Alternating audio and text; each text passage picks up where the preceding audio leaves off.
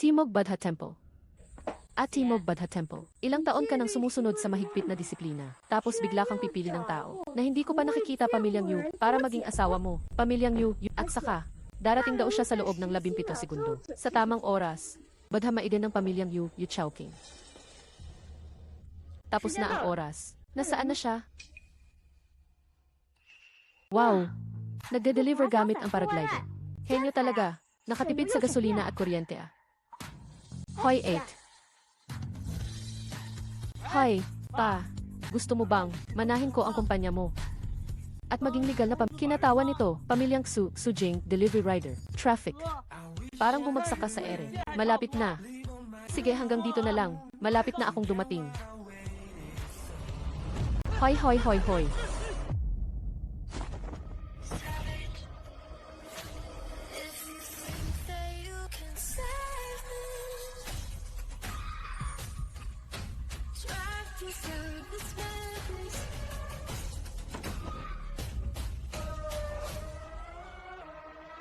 Ah, salamat ha.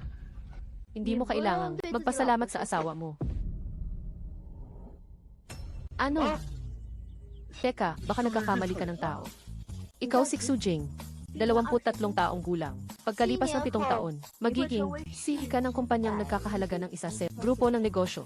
Ikaw ang aking dakilang bayani. Paano kita mapagkakamalan? Talagang hindi maganda ang ekonomiya. Panloloko ito. Sa akin pa talaga nangyari. Ganitong bagay. Talagang walang sinuman ang madaling maniniwala para madaling maintindihan. Ako ang magiging asawa mo. Sa nakaraang buhay, namatay ako dahil sa aksidente. Hindi ko inaasahan na mabubuhay akong muli. Alam ko kung gaano kataas ang aabutin mo. Sa bandang huli, magkakatuluyan din tayo. Kaya, pakiusap sa lalong madaling panahon. Pakasalan mo ako at magkaanak tayo. Nakakuha na ako ng kwarto. Sa nakaraang buhay, ang paborito mong silid na may water. Svip. Silid na may water. Ano ba yan? Hoy, nasa may pintuan na ako. May tao na gustong ipagpatuloy ang lahi ng pamilyang Xu. Papunta na ako dyan.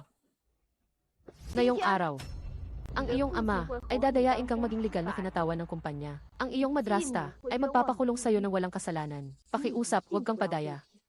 At saka, ang kapatid mo ay pasensya na. May in-order ang customer na on-time package. Kung mahuhuli ako, kakaltasan nila. Ang pera ko, ako na bilyonaryong si. Paalam na, paalam. Mingxin Palace. Siya nga, ang taong hinahanap mo. Walang duda. Bakit siya naglakas loob na tumakbo? Pupunta ako ngayon para hulihin siya.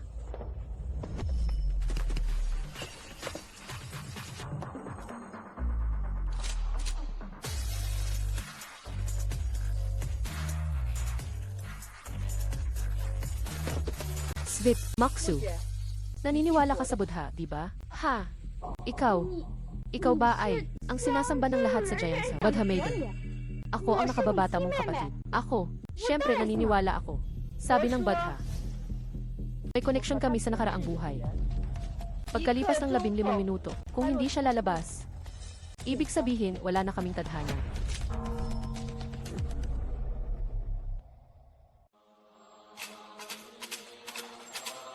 Sujayanhe, ama ni Sujing. Pinakamabuting kapalaran.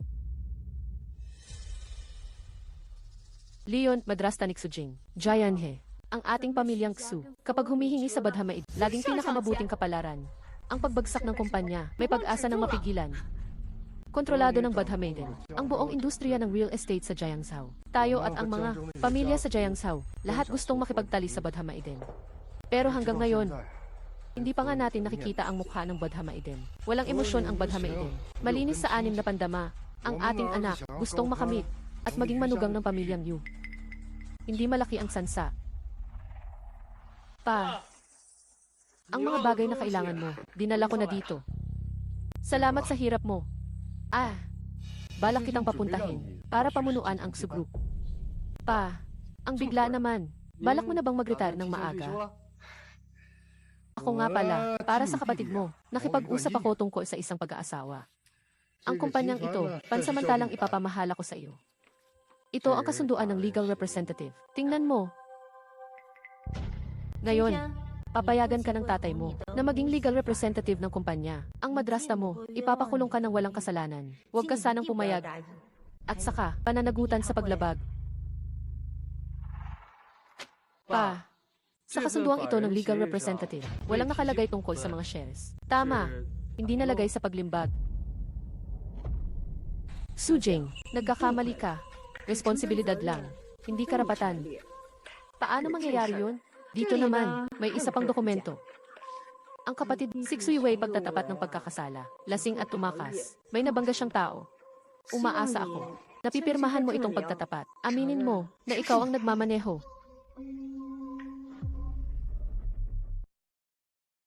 Pa, pagmamaneho ng lasing at pagtaka, ikakulong ka talaga. Gusto mo, akong magdusa para sa iyong anak sa labas?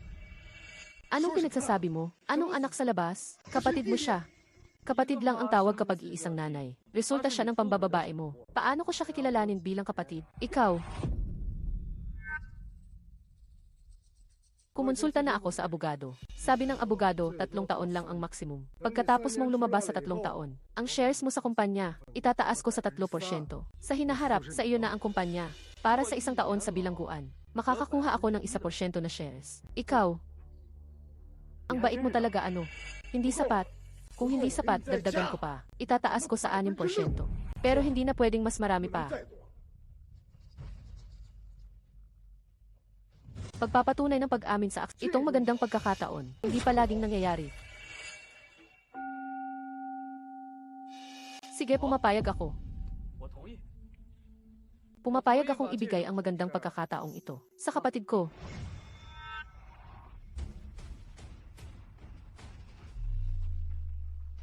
Tumigil ka. Ang kapatid mo, malapit ng mga ilangan ng pagpapala sa pag-aasawa mula sa Badhamaiden ng Jiangsu. Ito ay tungkol sa malaking usapin para sa buong pamilya natin. Suiwei, anak sa labas ni Xujianhe.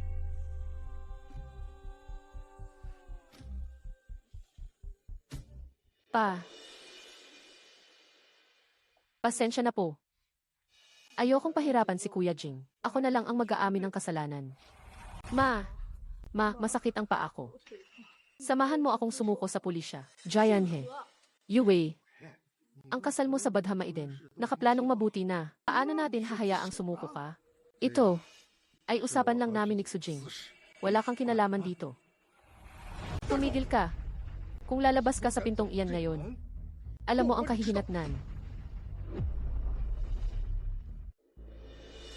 Anong kahihinatnan?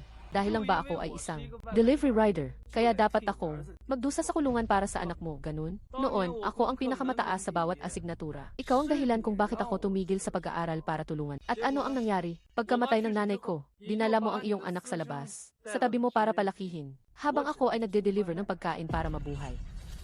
Sa malaking bahay mo, siya ay may 5 kwarto para sa sarili niya. Samantalang ako, wala akong sariling sipilyo at tuwalya. Kahit sa pagkain, mga trabahador mo pa ang unang kumakain. Pagkatapos nilang kumain, ang mga tira-tira ay saka palang mapupunta sa akin. Ngayon na kailangan ng taong makulong. Bigla akong naging prioridad. Jianhe, hayaan na natin ito.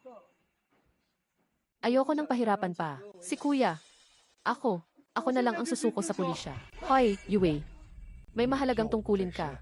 Bukod pa riyan, sino ba ang hindi nakakagawa ng pagkakamali? Di ba? Anak, talagang naiintindihan mo na. Kamusta po, bayaw? Sinong bayaw mo? Pasakay na po, bayaw. Ang 100 milyong do ay naghihintay na sa inyo sa mansyon.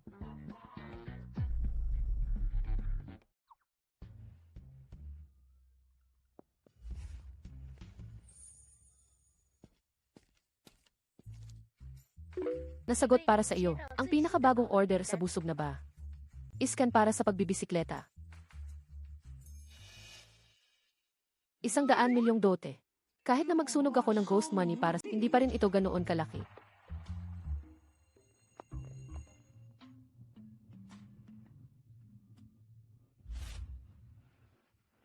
Ek, Ayaw niya ng 100 milyong dote. Pumunta siya para mag-deliver ng pagkain. Hindi siya taong gustong-gusto ang pera. Ano ba ang gusto niya? O baka, tapos na ang inyong pagmamahalan. Kung tapos na o hindi, malalaman lang natin kapag pumasok ako. Ibigay mo sa akin ang card para sa silid na may water. Svip. Ek, sumakay ka sa kotse para habulin siya. Bakit ka tumalon sa bangin? Puno ng matatandang kahoy ang paligid. Pag-aari ng pamilya natin ang bundok na ito. Kung nasira, walang magbabayad. Anong klaseng babae? Ba talaga siya? Scammer ba siya? Pero tungkol sa mga bagay na iyon, tama nga siya. Hindi ako scammer. Ako ang asawa mo na. Bumalik mula sa ibang buhay. Gusto kitang bigyan ng anak para mabawi ang pagsisisi ng nakaraang buhay. Hindi. Ikaw, paano ka nakarating dito? Tumalon ako mula sa bundok. Ang tatay mo, niloloko ka ba niya para maging legal representative ng kumpanya? Ang iyong madrasta, gustong lagyan ka ng kaso. Nagpapaawa pa nga ang kapatid ko. Nagpapaawa? Hindi lang siya nagpapaawa. Gusto niyang maghanap ng taong babangga sa iyo. Sa nakaraang buhay, dahil sa aksidente sa kot, naputol ang isang binti mo. Kung hindi ang mga tagumpay mo, ay hindi lang bilang bilyonaryong si. Nagsisinungaling ka lang. Huwag mong sabihin bilyonaryong si. Yung Suiwei na iyon, sa kawalang dangal niya, may lakas pa siyang loob na magpabangga sa akin.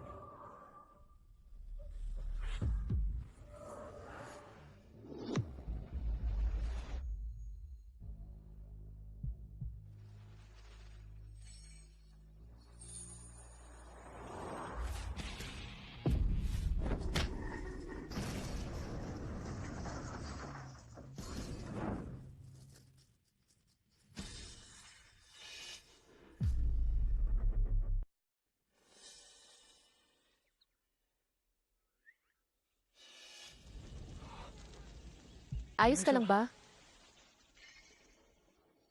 Okay ka lang ba? Pareho pa rin sa nakaraang buhay. Nagprotekta pa rin siya sa akin. Sa oras ng panganib, ayos lang ako. Pero, nadumihan ang damit mo.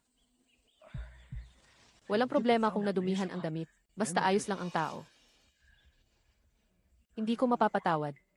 Hindi ko mapapatawad.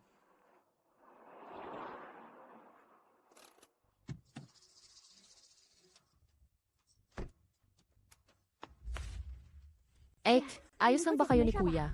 Huwag mo na akong tawagin kuya. Kaunti lang ang dumi sa damit. Hindi ako nabangga. Nangahas silang umatake sa pamilya Yu. Hihilahin ko siya, palabas ng kotse, patay man o buhay. Gusto kong makita kung gaano siya katapang. Sa huli, ang kapatid mo, ang bumangga sa iyo. Suiwei. Kung ganoon, ibig sabihin ba, nasunog siya sa apoy, walang tao sa kotse. Kumuha siya ng taong gumagamit ng teknolohiyang walang driver. Tapos magsusumbong sa pulis para ipalit ang ibang tao para makulong. Grabe naman. Sobra siyang bastos. Sige na kung ako ang babangain. Pero ikaw pa talaga, dapat pa ba akong magbayad sa iyo? Ek, walang tao sa kotse. Amitufo naman oh. Itong kotse. Ayaw din ba kay kuya? Kaya kusang nagkaroon ng buhay at bumangga sa kanya? Walang driver. Tama nga ang sinabi mo.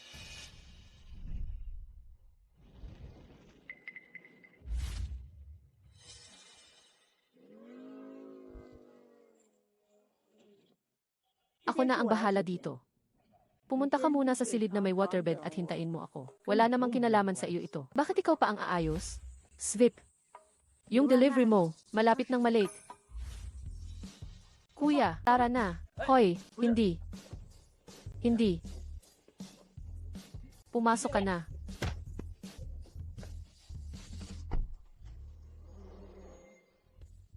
Sa nakaraang buhay, ikaw ang laging nakatayo sa tabi ko para protektahan ako. At tinuruan mo ako ng lahat ng alam ko ngayon. Sa buhay na ito, ako naman ang magpoprotekta sa iyo. Lahat ng sumusubok, nasaktan ka, ay magbabayad.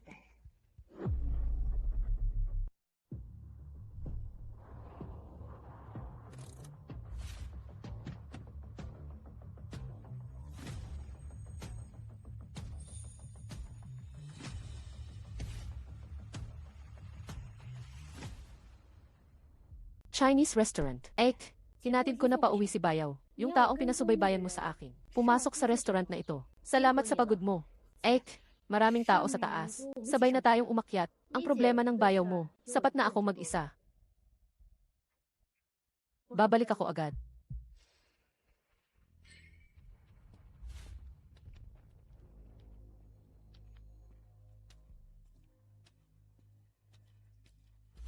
Simula ng recording.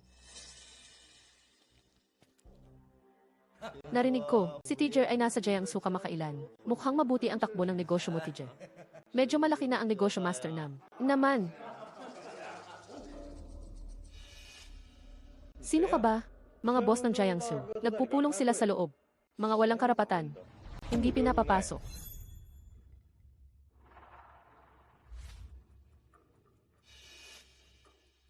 Siya ay Kuya Kun. Hindi ko kilala. Hindi rin sa akin yan. Sino ang nagpapasok sa kanya? Mag-isa siyang dumating. Akala ko kasama siya ng isa sa mga boss. Timog Badha Temple. Sino ang bumangga kay Xujing? Ikaw ba? Ako ang bumangga, Leopard. Bakit? Leopard. Ano bang nangyari? Kuya, hayaan mo akong bahala. Yung delivery boy na yun. Sinira ng babaeng ito ang plano natin. Ano? Hindi ka pa rin ba kumbinsido? Ha? Gusto mo bang makipaglaro sa amin para mawala ang pagkabago? Ha?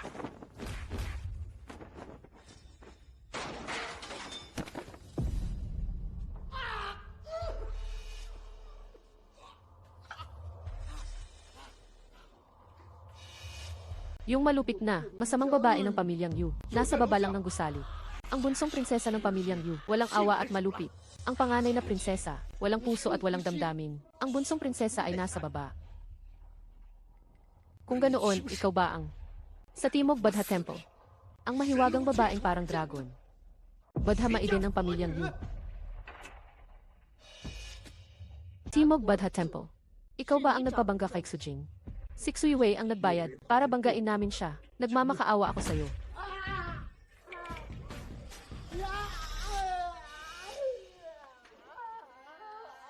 Nasa panahon ng disiplina ako.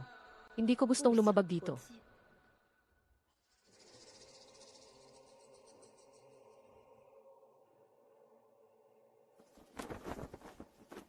Hindi ko alintana kung kayo sa Jiangsu ay boss.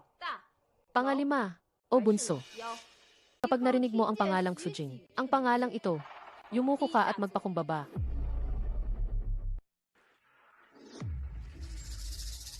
Grand Hotel Jingking. Silid na may water ng 5-star hotel. Totoo ba o hindi?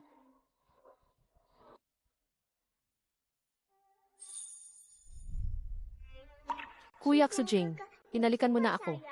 Pagkalaki ko, pakakasalan mo ako. CJ, paglaki ni Little Fish, magsusuot siya ng pulang bestida at magiging nobya ko.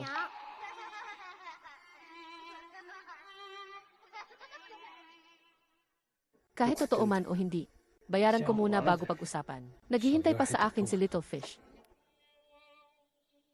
Kaninang madaling araw, malapit sa Timog Badha Temple, nagkaroon ng malalang aksidente sa daan. Breaking news. Ang salarin ay tumakas. Buong lakas na hinahanap siya ng mga pulis. Baka dapat ako na lang ang sumuko. Ayoko nang pahirapan pa si Kuya Jing. Kailangan mong bilisan, Sujayan niya. Bakit ka nagmamadali? Lumipas na ang buong umaga. Siguro naisip na rin niya. Siya ay hindi niya kayang suwayin ang mga plano ko.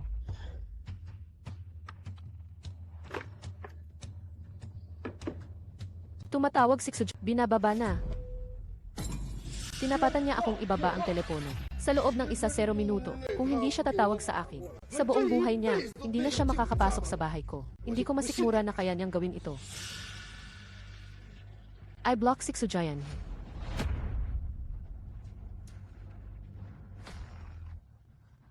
Pasensya na po, ang Grand Hotel Jingking ay walang serbisyo ng delivery. Kung nagde-deliver ka po, ibigay niyo na lang po sa akin.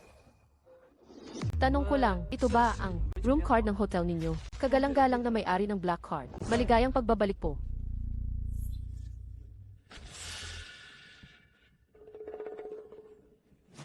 Maligayang pagbabalik sa inyong tahanan, mahal na panauhin. Talagang 5-star hotel. Napakataas ng kalidad ng serbisyo. nakipag-usap na po sa amin. Si Gyangi, Yu, sumama po kayo sa akin. Sino pong Yu ang tinutukoy mo? Siyempre ang may-ari ng hotel namin. Si Yu Chowking, ang aming Jinking Hotel. Ang nag-iisang Swift Black Card. Ibinigay ni Gyan, Yu sa inyo. May-ari ng 5-star hotel. Seryoso siya.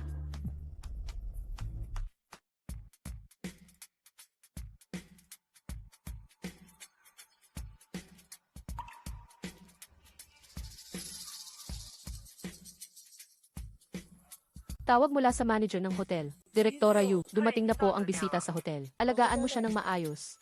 Kumusta na ang paghahanda ng silid? Liu, Jinking Suite Room No. 1. Handa na ba? Malapit nang pumasok ang bisita. Manager Wu, ayon sa mga kagustuhan ni Direktora Yu, inaayos pa namin ang mga detalye. Inaasahan namin, matapos sa loob ng 5 minuto. Mabuti, pupunta na ako dyan. Opo. Dito po tayo, Ginoo. Pwede bang magtanong, ano ba ang silid na may waterbed? Nagbibiro po kayo, sabi ni Direktora Yu. Ito raw po ang inyong paborito, na estilo ng silid.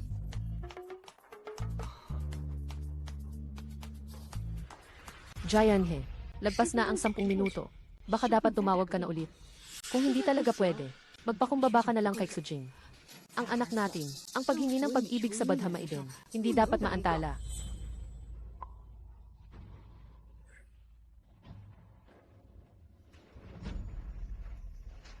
Call failed, you have been blocked. Binlock niya talaga ako. Binlock niya talaga ako. Ano ba yan? Magandang araw po, ang number na inyong tinawagan.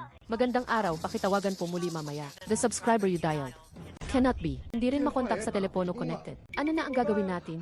Ako, hindi naman ako talaga. Papupunta sa kulungan, di ba? Huwag kang mag-alala, huwag kang mag-alala. Itong batang mabaho, sigurado nagtatampo lang ito. Hahanap ako ng ibang tao. Unknown number. Ikaw ba si Chowking? Binibining Yu. Sino ito? Ako si Xujayanhe. Sa Timog Badha Temple. Ako yung nagbigay sa iyo ng kasulatan ng kasal. Natatandaan mo pa ba ako? Chairman Su ba ito? Naman, natatandaan kita. Binibining Yu, pwede ba tayong magkita-kita para pag-usapan itong kasunduan ng kasal? Pumunta ka sa Grand Hotel Jinking. Gusto kong pag-usapan natin. Hindi lang ang kasal. CJ, paalis na kami ngayon.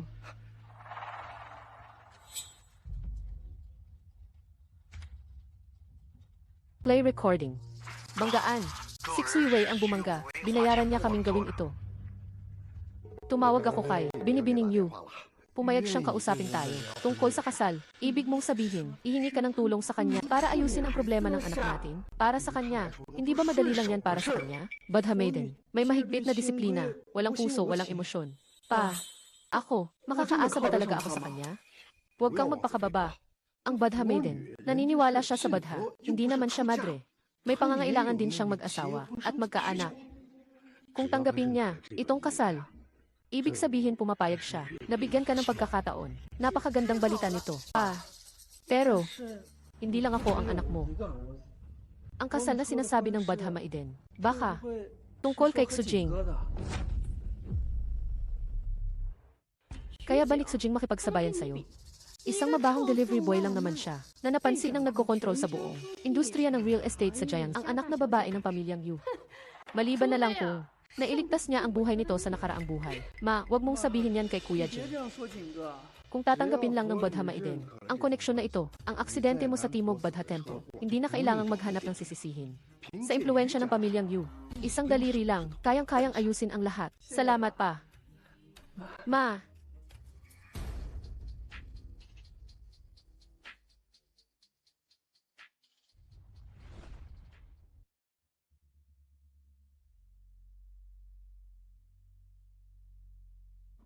Ginoong Xu.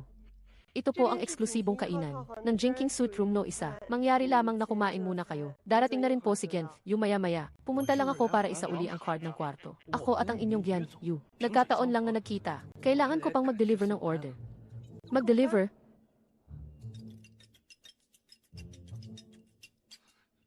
Ang aming boss, tumatawag sa akin. Ang taong to, napakasungit. Malamang, minamadali akong magtrabaho. Hello, Su. Boss, Su, ngayong buwan, Ikaw ay, magpahinga ka na lang, hindi mo na kailangang pumasok. Boss, may importante talaga akong gagawin nitong mga araw. Pero ang pag-deliver, pagsusumikapan ko talaga, ikaw. Hindi. Binigyan ka ng kumpanya ng special na 1 buwan na bakasyon. Matatanggap mo pa rin ang basic pay mo. Hindi. Triple ng basic pay mo. Napagod ka na rin naman itong mga nakaraang araw. Ingatan mo ang iyong kalusugan. Ang ipinag-utos ng binibini, nagawa ko na. Binigyan ng bakasyon si Xujing at tatanggap pa rin siya ng sahod. Hindi pa sapat yan. Ang kumpanya mo, binili na ng ate ko. Mula ngayon, si Xujing ay ang boss mo na. Mukhang ang problema ni Ginoong Xu ay nalutas na. Siguro may ilang pagbabago sa operasyon ng kumpanya. Swerte lang na nabigyan ako ng bakasyon. Kung ganoon, wala nang dahilan para hindi lasapin ang masasarap na pagkain. Tuloy po kayo, Ginoong Xu.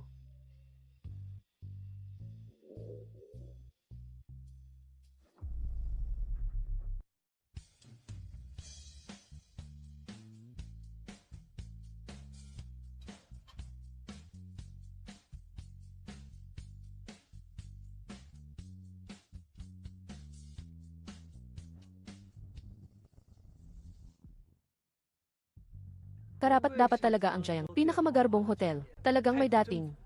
Ito ay bahagi lamang ng Badha Maiden Industries. Isang tipid ng yelo lang. Kapag naitatag na ang iyong kasal sa kanya, lahat ng bagay ay mapapasayo na. Yue, napakatalentado mo.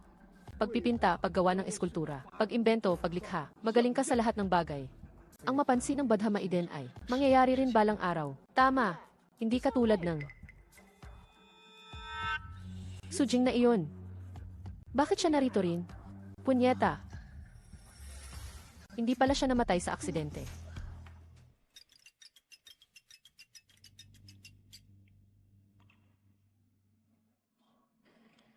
Hoy, asawa ko. Gusto mo ba ang pagkain? Lahat ng ito ay paborito mong pagkain. Asawa, ang tawag na iyan, hindi dapat basta-basta ginagamit. Pero salamat sa pagtrato. Paano mo nalaman ang numero ko at ang mga gusto ko? Alam niya pati ang brand ng spices na gusto ko noong bata pa ako. Sa nakaraang buhay, kabisado ko na ang numero ng telepono mo. Ang mga hilig mo, wala lang iyon. Alam ko pa, nasa puwet mo. May isang nunal, hindi nga. Siguro iniimbestigahan mo ako. Bakit nandito ang tatay ko? Gusto kong makita nila na ikaw ang taong pinili ko sa nakaraan at sa kasalukuyang buhay.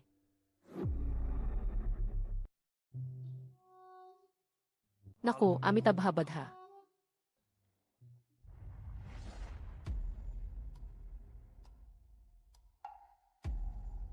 Noong binura mo ang number ko, hindi ba ang tapang-tapang mo? Tapos ngayon may mukha kang sumama dito. Si Yu Chowking ang nag-imbita sa akin. Yu Chowking. Inimbita ka talaga ni Yu Chowking. Siya ay gustong makipag-usap sa ating pamilya. Tungkol sa kasal ni Xuyue, inimbitahan niya ang buong pamilya natin. Makipagkasal sa kanya? Siya ay Badha Maiden, hindi bulag na babae.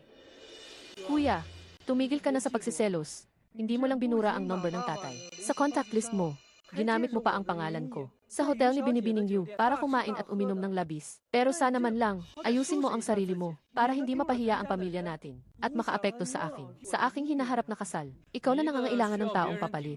Sa'yo sa kulungan, may karapatan kang hamakin ako. Bakit ganyan ka magsalita sa kapatid mo? Nakalimutan mo na ba ang mga alituntunin na itinakda ko para sa'yo? Kung gusto mong kumain, pwede. Pero kailangan mong hintayin na matapos kaming lahat bago ka kakain. Tumayo ka. Ikaw.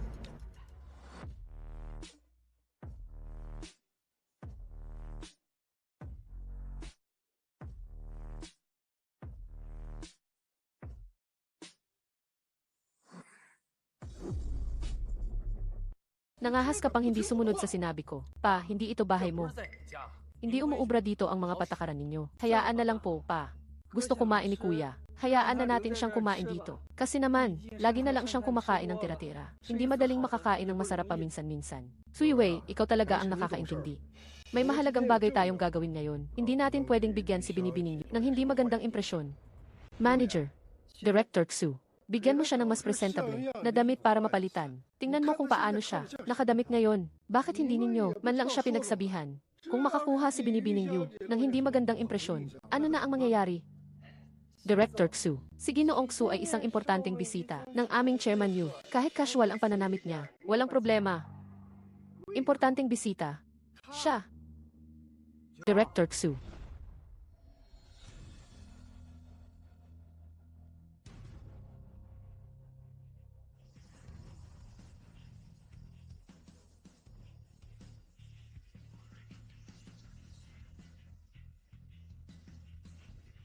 Director Xu. Bakit bigla mo kaming inimbitahan para kumain? Magandang araw, Director Xu. Magandang araw po, Ginang. Pa, ano bang nangyayari? Ang kasal mo sa Badha Maiden, mas maraming saksi. Mas makakabuti sa atin. Naiintindihan ko na. Lahat ng mahahalagang tao sa Jiangsu, inimbitahan ninyo pa. Kahit hindi niya ako gusto. Kailangan niyang igalang ang mga bisita. Hindi siya mangangahas tumanggi sa kasal ko. Jianhe. Matalino talaga ang pag-iisip mo. Malapit na ang kasal ng aking anak. Kaya naisip ko agad na ibahagi ito sa aking mga kapatid. Director Xu. Hindi tahimik ang mga kaganapan ngayon. Kinuha na nila si Kuya Kun kaninang umaga. Hindi mo alam kung gaano kalupit ang Badha Maiden ng pamilyang Yu. Badha Maiden? Naka-offend si Kuya Kun sa tauhan niya. Sabi nila vegetarian daw siya at walang mga hilig. Pero pagdating sa aksyon, wala akong nakilalang mas malupit pa sa kanya, parang isang mabagsik na diyosa. Ano ba talaga ang nangyari? Para maikli ang kwento, isang bagay lang. Sa Jiangsu, huwag na huwag kang gagalit sa taong nagngangalang Xu Jing. Kailangan niyang yumuko kapag nakikita siya.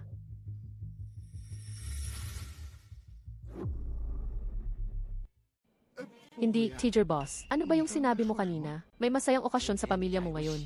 Huwag na nating pag-usapan ang malas na bagay na yan. Ang anak na lalaki ni Chairman Xu. Sino bang dalaga ang magpapakasal? Sa pamilya niyo ngayon, hindi ko na itatago sa inyo. Siya nga yung pinag-uusapan ninyo kanina. Ang Badha Maiden ng pamilyang Yu. Totoo ba yan? O biro lang? Hindi ko pa nabalitaan. Magpapakasal ang Badha Maiden? Maraming mayayamang pamilya ang nagpupumilit. Pero hindi nila malapitan. Chairman Xu, yang anak mo. Kaya ba niya? Hindi tumitingin sa posisyon ang Badha Maiden. Tadhana lang ang mahalaga sa kanya. Yu Wei. Bumati ka sa mga tiyuhin mo. Dito. Kamusta po, teacher boss? Kamusta po, boss Nan? Kamusta po sa inyong lahat mga tito? Kanina sabi ninyo, hinuli si Kuya Kun. Kailan siya hinuli? Sinabi ko na, huwag nang pag-usapan yung malas na bagay na yan. Chairman Xu. Bakit may nakaupo dito? Na isang delivery boy? Siguro. Nandito siya para makibahagi sa masayang okasyon ng pamilya mo. Ang sarap ng kain mo . Chairman Xu, natatakot ka bang maubos ang pagkain? Kaya nagdala ka ng tao para iwi ang tira?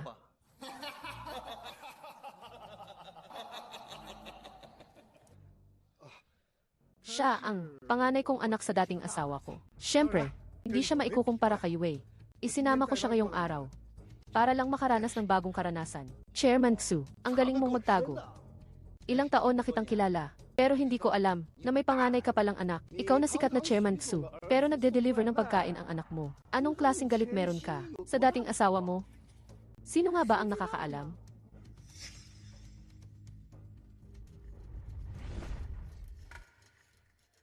Tawagan mo akong teacher boss. Sumama ka na sa akin. Hindi ka na magde-deliver. Mas gusto ko pang mag-deliver habang buhay kaysa tawaging boss ang kahit sino. Xu Jing, Xu Jing. Paano ka makapagsalita kay teacher boss? Nang ganyan? Wala ka bang modo? Xu pala ang pangalan mo. Teka. Ano nga ulit ang pangalan niya? Xu Jing ang pangalan niya. Siya ang anak ko. Sa dating asawa ko. Palagi siyang nasa labas. Hinahayaan ko lang siya. Walang kaalam-alam. Teacher boss. Pasensya na po sa abala. Xu Jing. Siya si Xu Jing.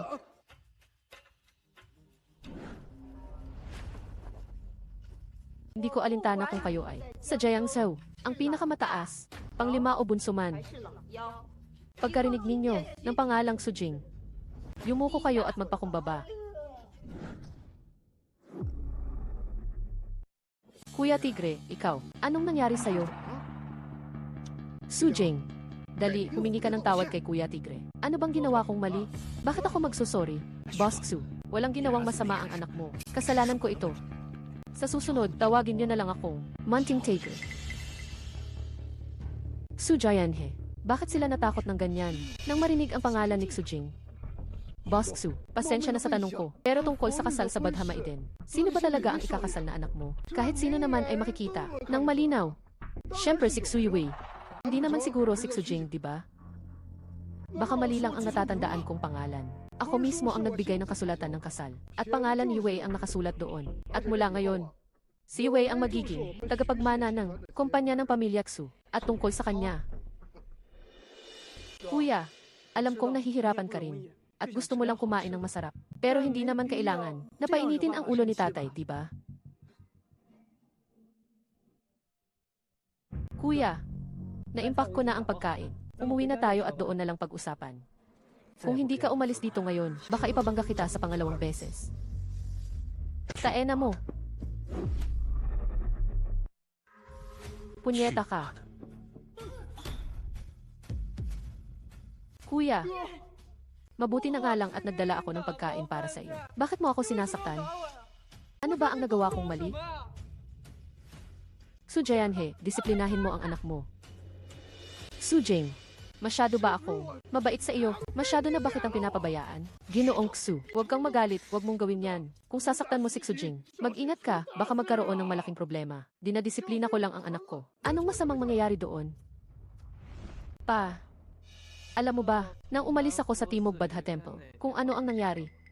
Dahil lang hindi ako pumayag na makulong para sa kanya, gusto niya akong patayin sa banggaan. May ganoon bang pangyayari?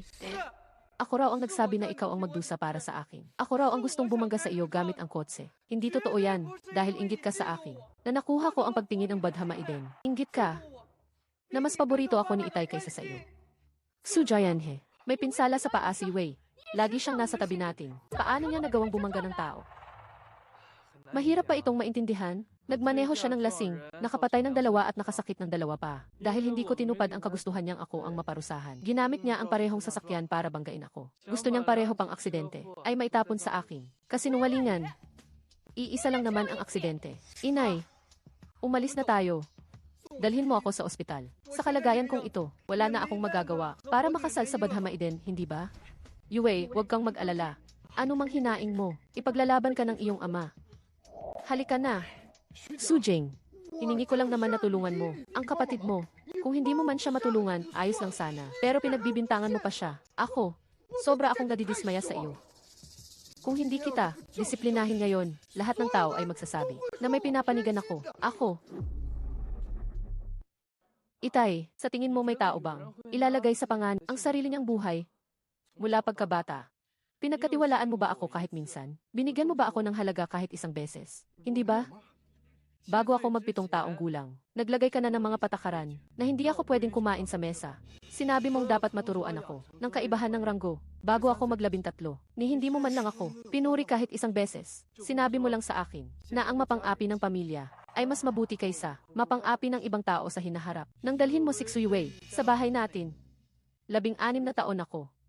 At mula noon, saka ko lang nalaman na ang mga nakababata pala ay pwedeng kumain sa mesa.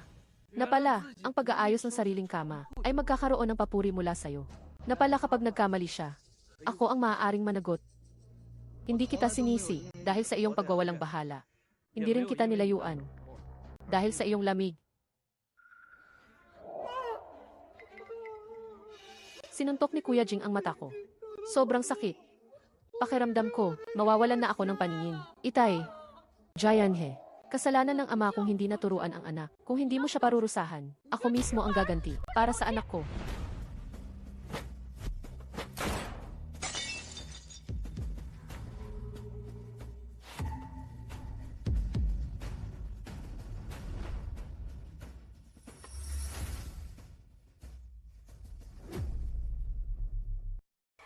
Ang ingay naman dito. Gigibain na ba itong hotel? Binibining Yu, si Xu Jianhe ang nagpadala sa amin dito. Kung nakaistorbo kami, paumanhin po. Yu Chowking, napakatapang mo. Tingnan mo nga naman. Sa hotel ni Binibining Yu, anong kaguluhan to? Napapahiya lang tayo. Binibining Yu, pagkakamali lang, pagkakamali. Humihingi ako ng paumanhin para sa kanyang ginawa. Tungkol sa kasal mo sa anak ko. Pumunta kami dito, ng buong katapatan. Ayaw lang naming may istorbohin kayo. Kasal sa anak mo. Naman. Yue. Hindi ko inakala na ang tunay na Buddha Maiden ay mas nakakabighani pa sa inaasahan ko. Binibining Yu, alam kong isa kang debotong Buddhist at iniiwasan ang mga alitan. Kanina, yung taong walang modo, ang gumawa sa amin ng galit. Sa pananamit mo ngayon, mukhang may napagkasunduan ka ng kasal, tama? Tama. Napagkasunduan na. Malapit nang dumating ang 100 milyong dote. Dote. Mukhang ikaw ay handa na talaga. Ito ang anak ko.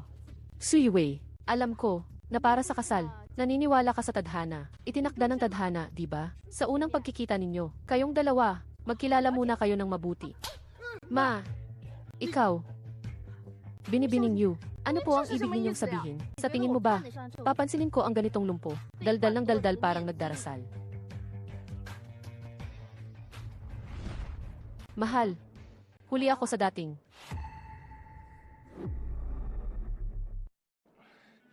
Ang tawag na asawa.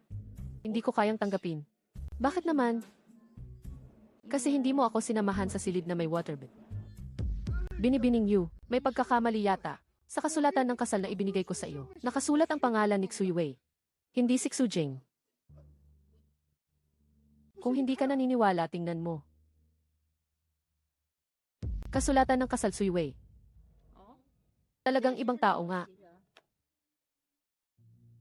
Mukhang nagkamali ako. Hindi mahalaga ang pagkakamali. Kailangan mo lang tiyakin muli. Ayos na yun, nga. Kaya pala napagkamalan mo ako, na kapatid ko. Binibining Yu, dahil sinampal mo, ang nanay ko kanina, kung magpapakasal tayo balang araw. Sana humingi ka ng tawad, sa nanay ko. Humingi ng tawad? Siya ang gusto ko. Kung mangahas kang magsinungaling pa, papatayin kita.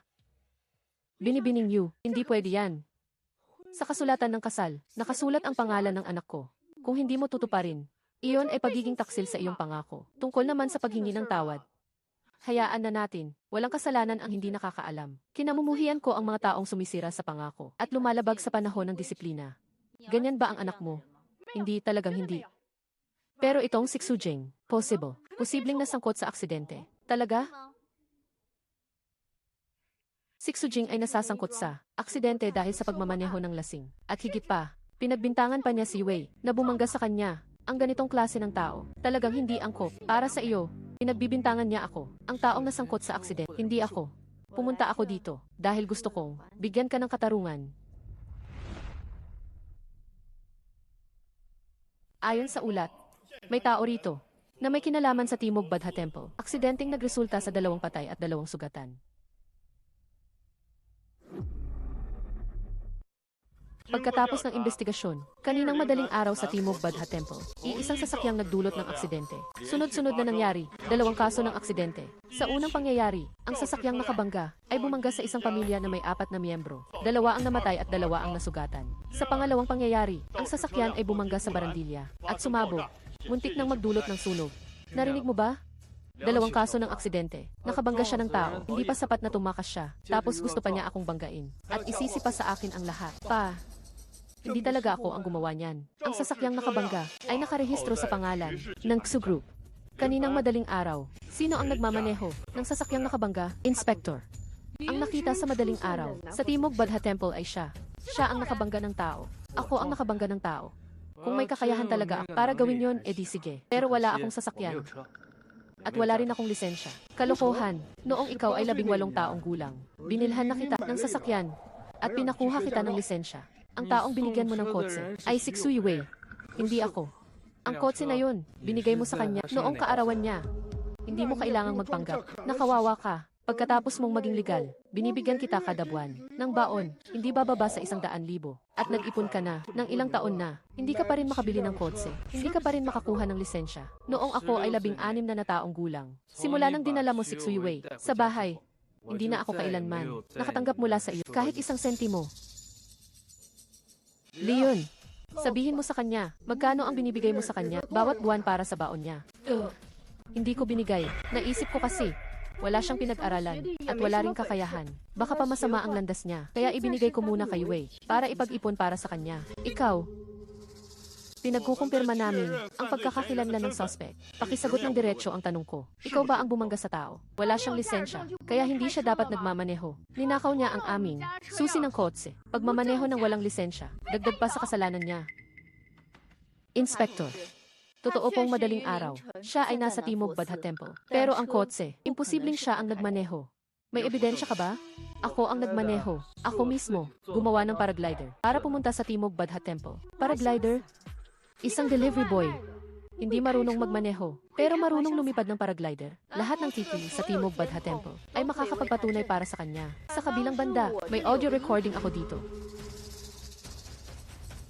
Pakinggan natin ito. Si Xu Wei ang nagpabangga sa kanya. Binayaran niya kami para gawin iyon.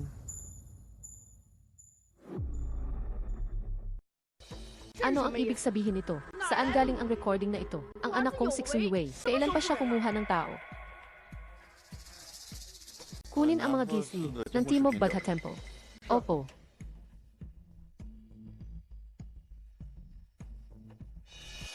Ginang, itong recording mo. Sa anong sitwasyon? Ito nakunan. Si Xu Wei ay lasing na tumakas. Gusto niyang gawin itong lalaking ito ang magdusa para sa kanya. Pero tumanggi siya.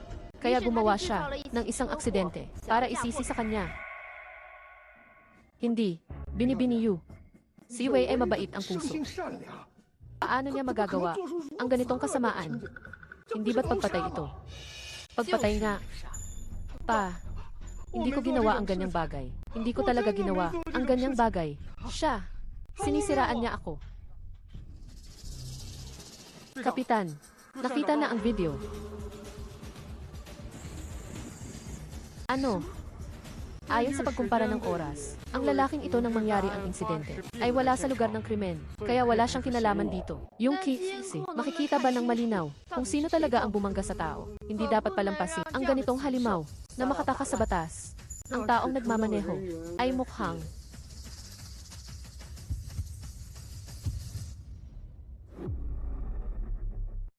hindi pwede, masyadong madilim ang ilaw. Hindi malinaw ang kuha. Hindi ma-identify ang mukha. Inspector. Hindi na kailangang imbestigahan. Ako ang nagmaneho ng lasing. Ako ang nakabangga sa kanya. Kusang loob akong sumusuko at umaamin sa kasalanan ko. Noong araw na yon, buong gabi akong nakipag-inuman. Nalasing ako. Nagkamali ako sa isang sandali. Umasa ako sa swerte. Kaya tumakas ako. Dalhin niyo na ako. At pagkatapos, ang sasakyan sa aksidente ay nawasak. Ano ang nangyari? Ginawa mo rin ba yon? Ang pagkasira ng sasakyan. Wala akong alam tungkol dyan. Kapitan. Kung hindi mo alam, halika dito. Tingnan mo itong video.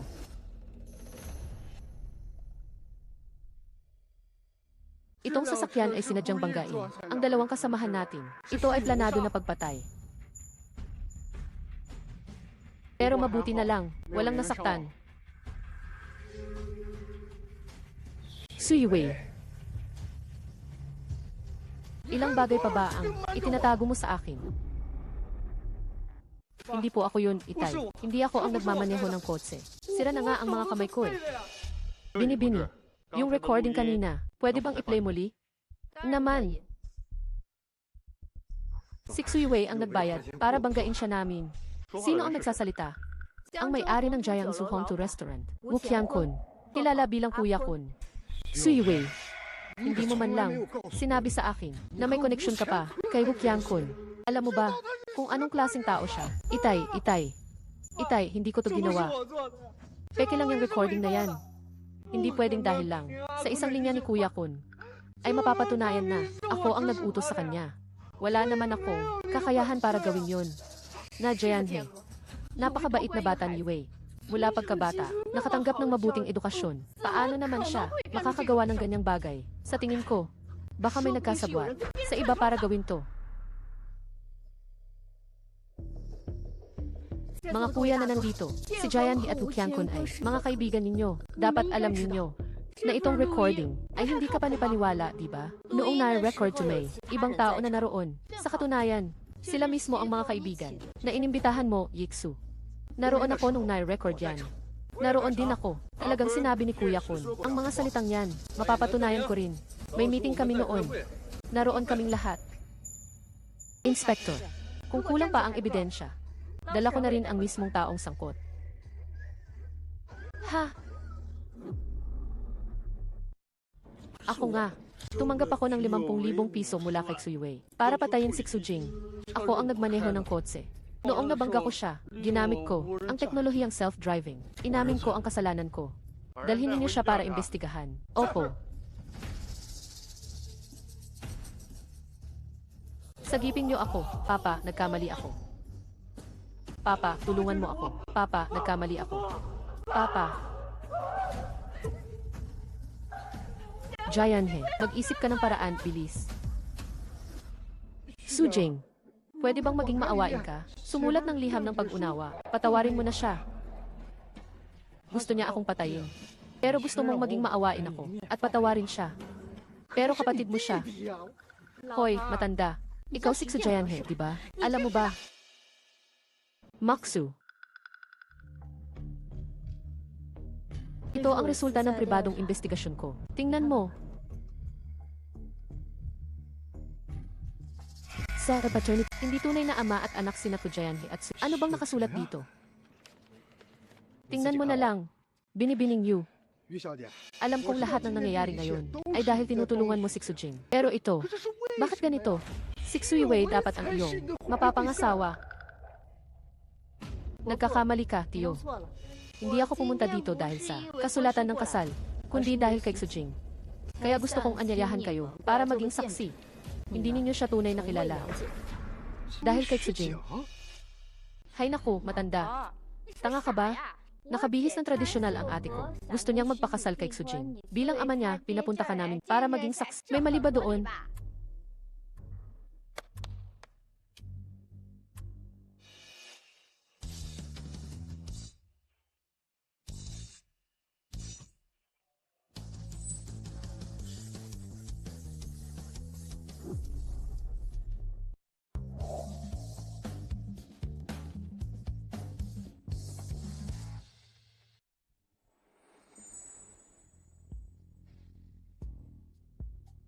Ano ito? Ito ang aking dot, at inihanda ko ito para sa'yo. Mula noong 1 taon ka hanggang 23 taon. Mga regalo sa iyong kaarawan. 23 taon na ang nakalipas ngayong araw. Dumating ka sa mundong ito. Ito ang mga diaryo sa araw ng iyong kapanganakan. Dito, nakatala ang lahat ng mahahalagang pangyayari sa araw ng iyong kapanganakan. Noong 1 taon ka pa lang, nagsimulang magnegosyo ang iyong ama. Tanging ina mo lang ang kasama mo. Naisip ko, baka kailangan mo ng mga kwentong katulad ng The Little Prince. Habang lumalaki, naniniwala ang munting prinsipe na lahat ng matatanda ay dating mga bata.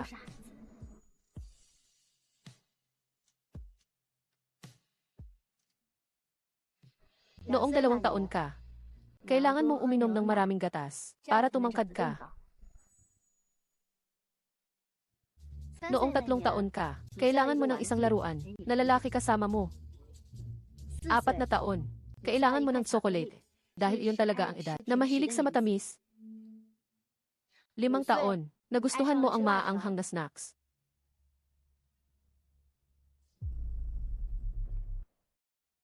6 na taong gulang, ginawa mong gaming konsol, ang laruan ng iyong kabataan. 7 taong gulang, kailangan mo ng isang bola. Tumpak, edad kung saan gusto mong tumakbo at gumalaw. 8 taong gulang, kailangan mo ng electric toothbrush. Hindi pwedeng magkaroon ng bulok ng ngipin. 9 na taong gulang, matamis na pabango. Para sa iyo bawat gabi, magkaroon ng magandang panaginip. Sa edad na 10 taon, kailangan mo ng alkansya. Dapat may kamalayan na sa pag-ipon. Sa edad na 11, kailangan mo ng album ng koleksyon. Para sa pag-imbak album ng iyong mga gantimpala album ng mga gantimpala. Sa edad na 12, kailangan mo ng isang malaking bag dahil kailangan mong maghanda para sa high school. 13 taong gulang. Nagkasakit ang iyong ina. Kailangan mo ng magandang journal para isulat ang iyong mga damdamin.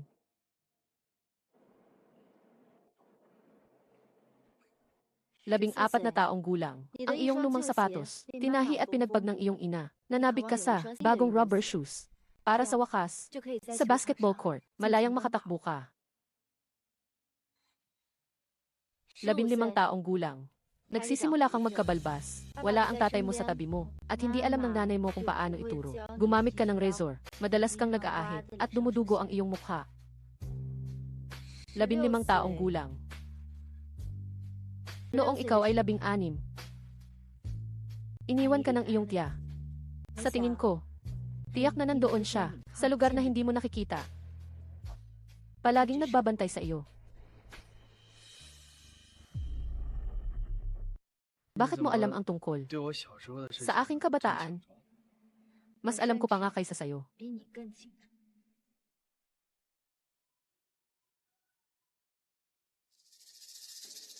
Noong ikaw ay 17 taong gulang, dinala pa uwi ng tatay mo si Xuiwei sa inyong bahay. Mula noon, kumakain ka na lang ng kanilang tira-tira. Sa villa mo, siya lang mag-isa, may 5 kwarto. Samantalang ako, wala akong sariling sipilyo at tuwalya, kahit sa pagkain. Ang mga empleyado mo ang unang kakain. At kapag naubos na nila, saka pa lang ako kakain ng tira-tira. Kung noon pa lang, may black card ka na. Pwede ka sanang gumamit sa buong Jiangsu. Sa lahat ng hotel ng pamilyang Yu, ano man ang gusto mo.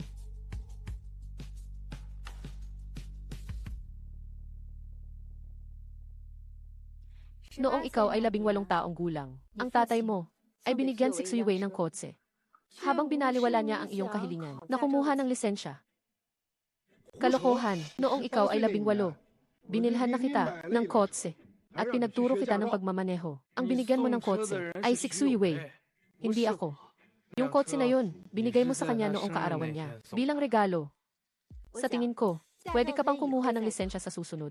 Pero ngayon, pwede kang magkaroon ng mas maraming kotse kaysa sa kanya.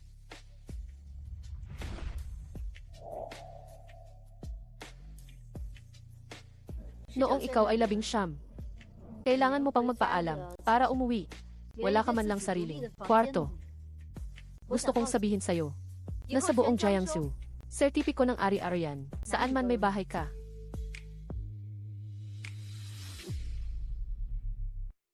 Yung manager, isa lang akong karaniwang delivery rider. Itong mga ibinigay mo sa akin na mga bagay na ito, paano ko posibleng kakayanin ang halaga nito? Hindi ka karaniwan. Hindi ka kailanman naging karaniwan. Gusto ko lang ibalik sa iyo ang pantay na trato. Iyon lang. Noong ikaw ay 20 taong gulang, nagsimula kang maapi ng mga kasamahan at mga boss mo. Binili ko ang kumpanya mo. Mula ngayon, ikaw na ang boss. Hindi pa sapat yan. Ang kumpanya mo, binili ng ate ko. Mula ngayon, Sujing ay magiging boss mo. Noong ikaw ay 21 taong gulang, tuwing gabi, nagpupuyat ka na nag-aaral ng engineering para balang araw makapasok ka sa kumpanya ng iyong ama. Sa panahong iyon, marami kang naimbento at nagawa ng mga kawili-wiling bagay at isa sa mga iyon ay ang paraglider.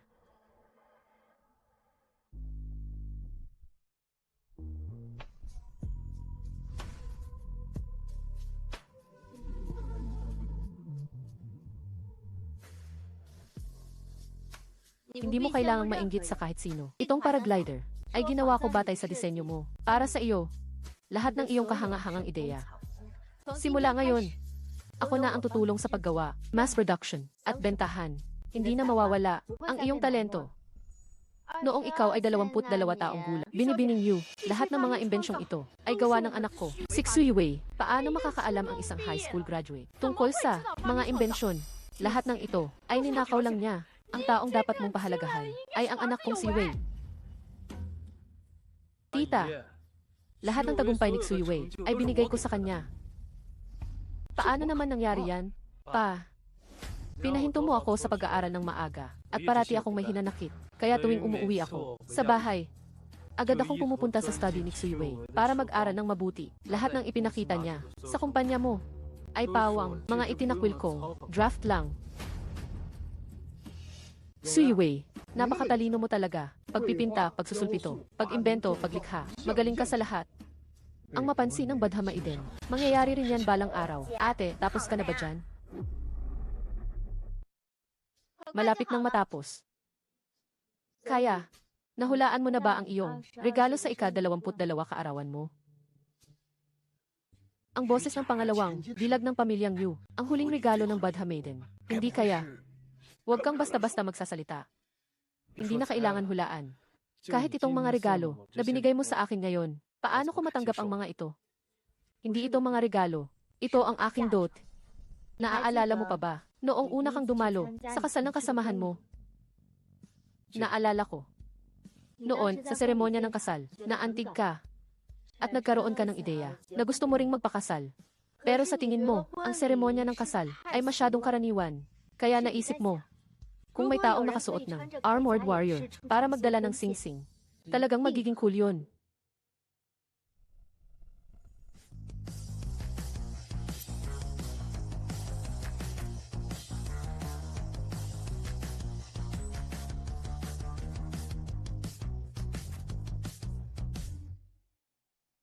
Kaya, para sa iyong ika-22 kaarawan, gusto kong tuparin ang iyong hiling. At ngayon, sa iyong ika-23 kaarawan, gusto kong ibigay ang aking sarili sa iyo. Iksu. Gusto mo ba akong pakasalan? Kaya pala, ang Badha Maiden ay laging para kay Xujing at hindi para magnakaw ng mga tagumpay ni Xujing, yung Sixui Wei. Resulta ng exit test. Hindi magkadugo sina Tsujayanhe at Suiwei.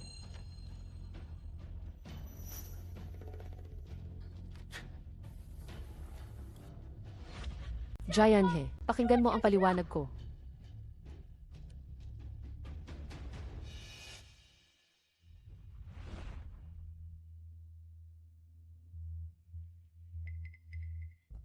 Talagang bagay na bagay. Parang pinagtagpo talaga. Talagang nakakaantig sa puso. Bakit hindi ako makatagpo ng ganitong klaseng babae?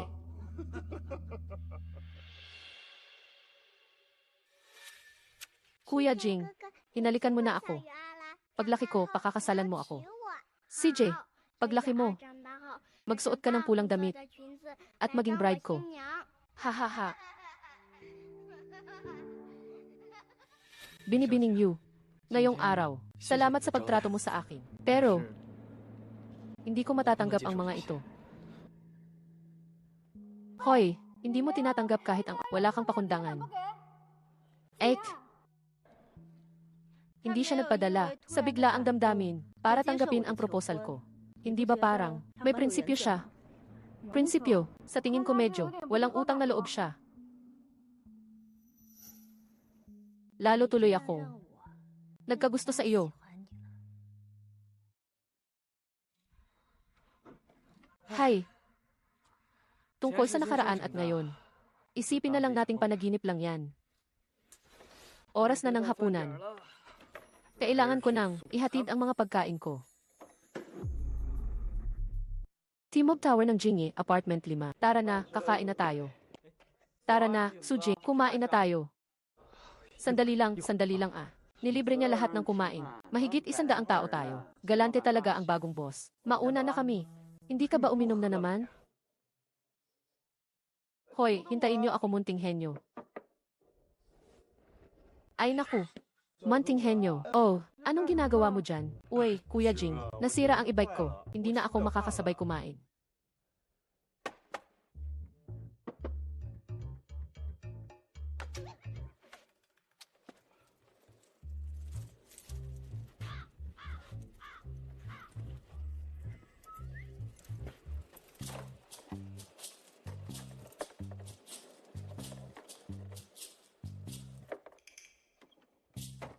Ayos na.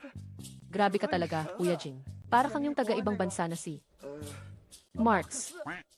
Musk. Hay, pareho lang yan. Sige Kuya Jing, mauna na ako ha. Malaki yata yung brief mo. Ay, pupunta ako sa handaan. Kukunin kita ng sigarilyo. Oh, saka malaking kita ng manok. Wala silang binatbat sa bilis ng kamay ko. Hihi. Sige, go.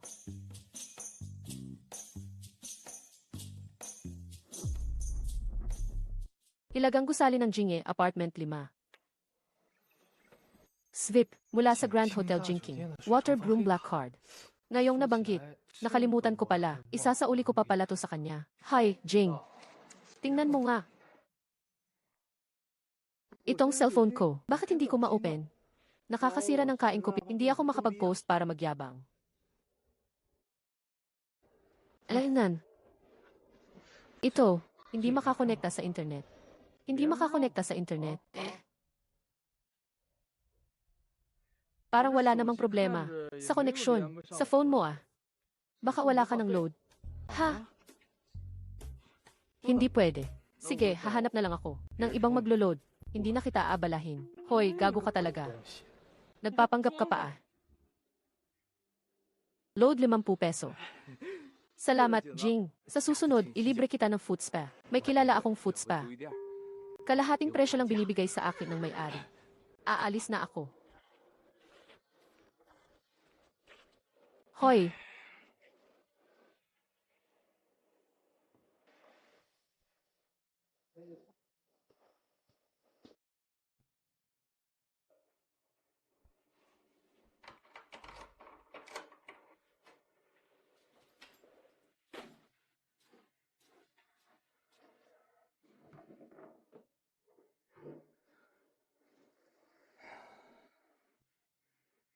Quantum Mechanics, Computer Applications Fundamentals. Kuya Jing, lumipat na ang munting isda. Kapag lumaki na ang munting isda, hahanapin ka niya. Nangako si Xujing napakakasalan ang munting isda.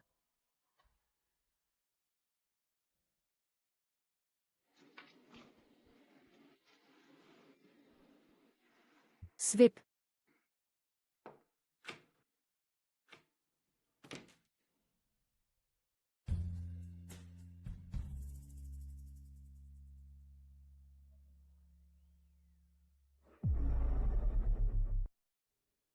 Teorya ng kontrol sa engineering.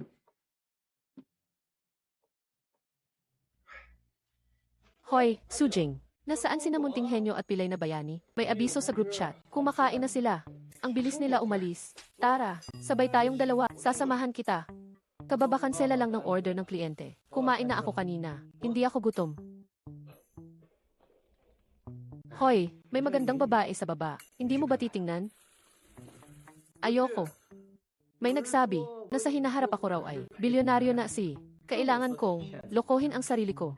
CJ, kung ikaw ay bilyonaryo na si, ako naman ay kapatid ng bilyonaryo na si. Mapapahiya ako niyan. Sige, aalis na ako.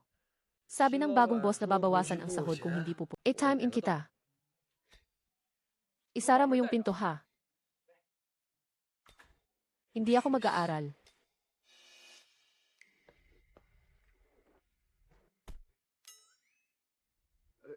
Dito sa harap.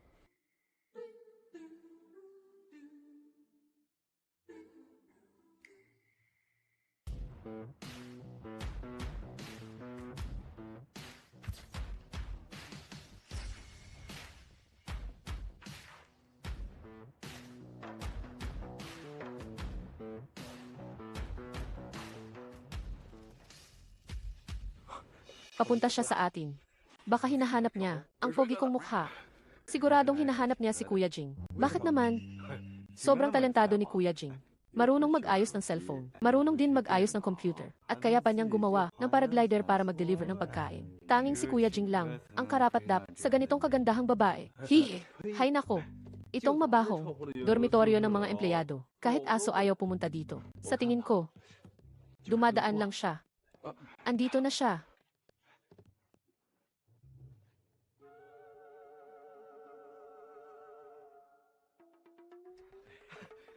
Gandang babae, sino hinahanap mo? Tanong ko lang po, nasaan ang kwarto ni Xujing?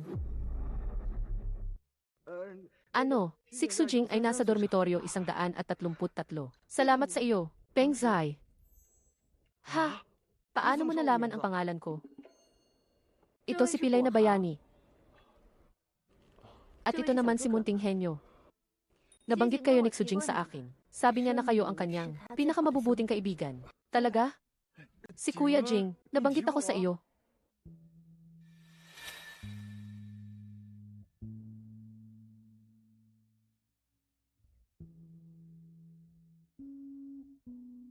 Sa hinaharap, magiging magagaling kayong mga tao.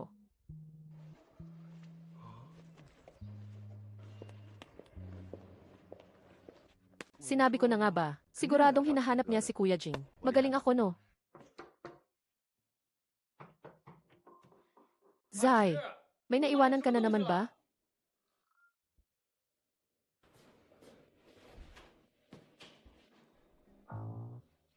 Binibining Yu, bakit ka na parito? Tumakas ka noong huli. Hinahanap kita para maningil. Ano? Hindi mo ba ako imbitahan na pumasok at umupo sandali? Tuloy ka. Yung black card na ibinigay mo sa akin. Hindi ko pa na ibabalik sa iyo. Hahanapin ko para sa iyo.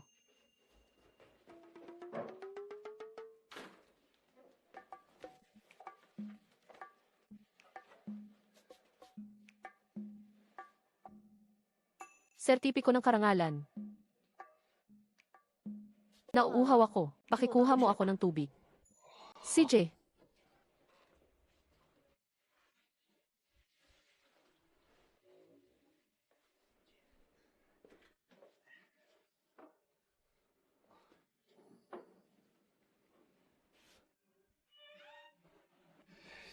Binibining Yu. Hindi maganda ang kondisyon ng dormitoryo. Nakasuot ka ng napakakapal. Hindi ka ba nainitan? Ngayong sinabi mo, parang medyo mainit nga.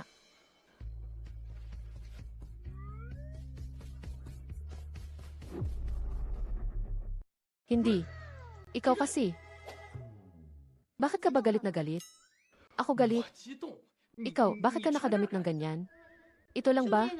Hindi mo ba napapansin na ang pulang kulay ay nagpapakinis sa balat ko? Bakit? Hindi ba maganda? Maganda naman. Kung maganda, bakit ayaw mo akong tingnan? Tinitingnan kita.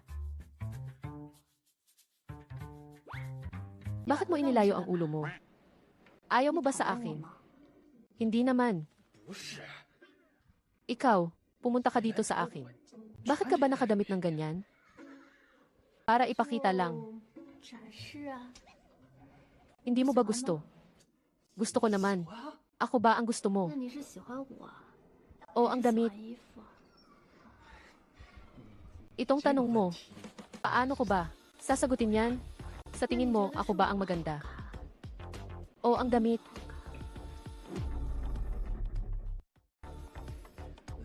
Magaganda lahat, magaganda lahat.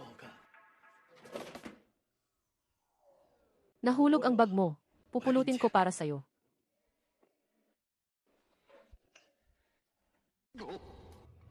Hindi naman. Ano naman to? Hulaan mo nga. Sujing, nandyan ka ba sa loob?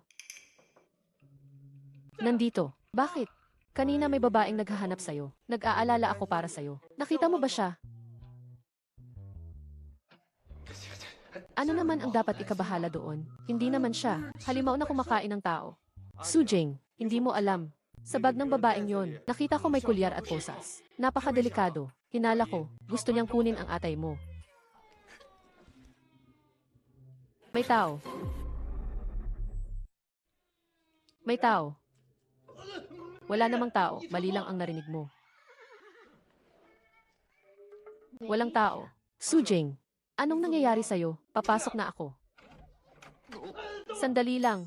Huwag kang pumasok. Ikaw, pumunta ka na at kumain. Babawasan ang sweldo mo kapag nahuli ka. Tandaan mong i-time in ako ha. Kung may problema, tawagan mo na lang ako.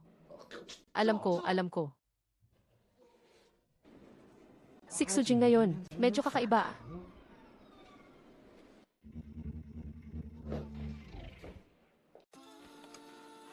Bakit mo sinabing walang tao? Gusto mo bang tayong dalawa lang? Sa tingin ko kasi, kung may makakita sa atin, hindi maganda. Huwag kang mag-alala. Ang tanghalian nila, magtatagal ng matagal. Walang taong darating para istorbohin tayo. Nalaman mo ba na magkakaroon kami ng salu-salo? Ang balita tungkol sa salu-salo ng kumpanya ko ang nagpakalat. Binili ko na ang kumpanya ninyo. Pero, ikaw pa rin ang boss. Ako lang ang gagamit ng karapatang mamahala. Kailangan mo muna akong pamahalaan ng maayos. bago mo mapamahalaan ang kumpanya.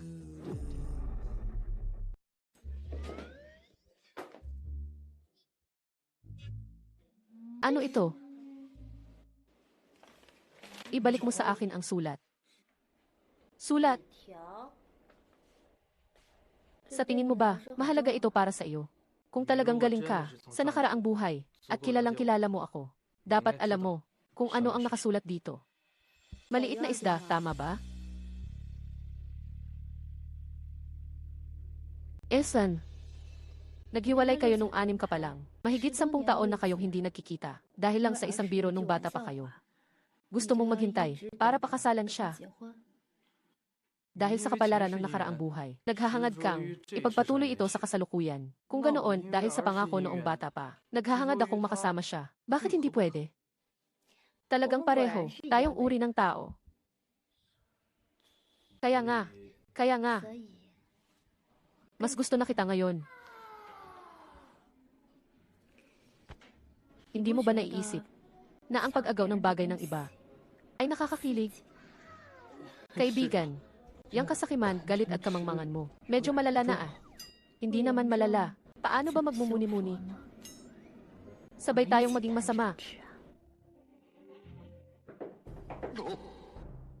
Peng Zai, hindi ba kumakain ka? Peng ka dyan. Ako ito. Ate, oras na.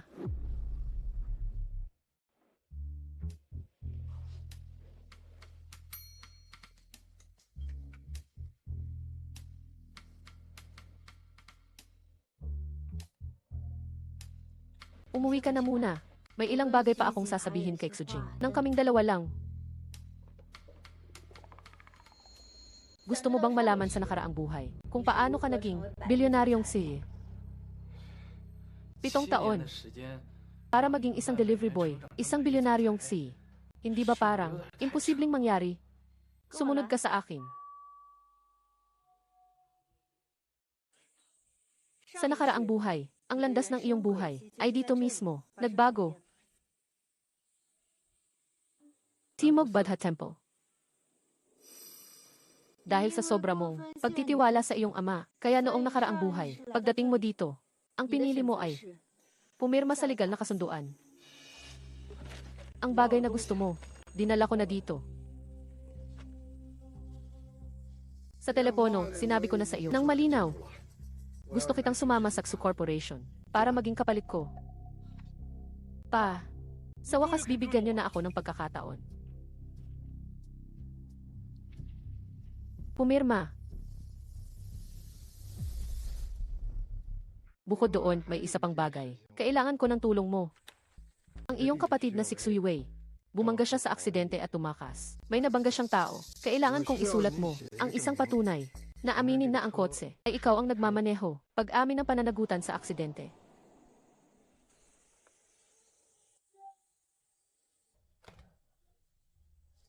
Ito, pag-iisipan ko muna pagka-uwi.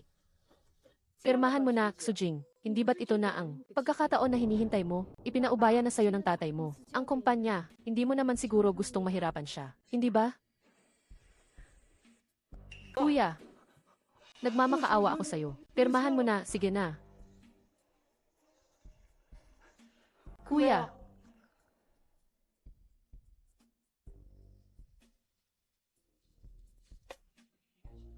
Sa nakaraang buhay mo, nabitag ka sa kanilang emosyonal na pagmamanipula. Sinisi mo ang sarili mo para sa kapatid mo at nakulong ng 3 taon.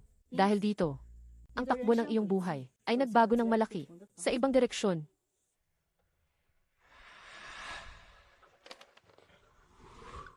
Ako ang papalit kay Xu Wei at makulong ng 3 taon. Paano ako magiging kasing tanga nun? Kung naisip mo na yan, naisip na rin nila yan. Kaya, sumama ka sa akin.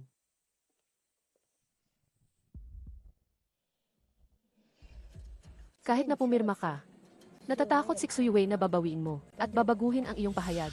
Kaya naman, gumawa siya ng isang nakakagulat na desisyon.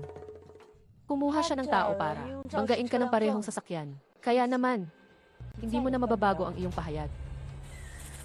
Dahil dito, naputol ang isang binti mo. At napilitang makulong ng 3 taon.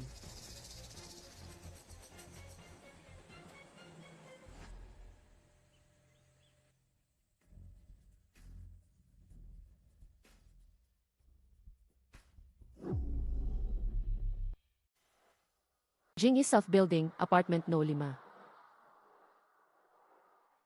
3 taon sa kulungan. Naging tahimik ka. Inilagay mo lahat ng pag-asa mo sa iyong ama. Umasa ka sa bagong buhay.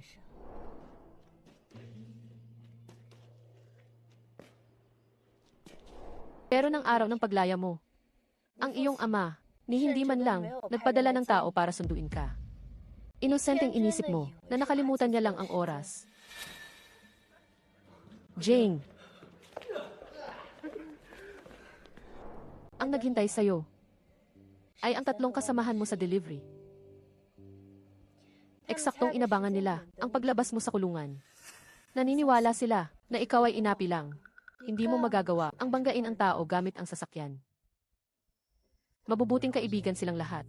Hindi lang ako ang nag-iisip nito. Ginawa nila ito dahil karapat-dapat ka. Ang pagiging bilyonaryong si ay hindi nagkataon lamang. Alam ko kung anong klaseng tao ako. Malinaw sa akin. Kung pagkakaibigan lang ang kailangan para maging bilyonaryo. Sa mundong ito, wala nang magiging mahirap. Hanggang sa puntong ito, hindi mo pa rin alam. Sik-Sui-Wei ang bumangga sa'yo. May konting pag-asa ka pa rin. Na pagkatapos ng 3 taon sa kulungan at pagkawala ng isang binti, matatapos na ang paghihirap. Pero sayang,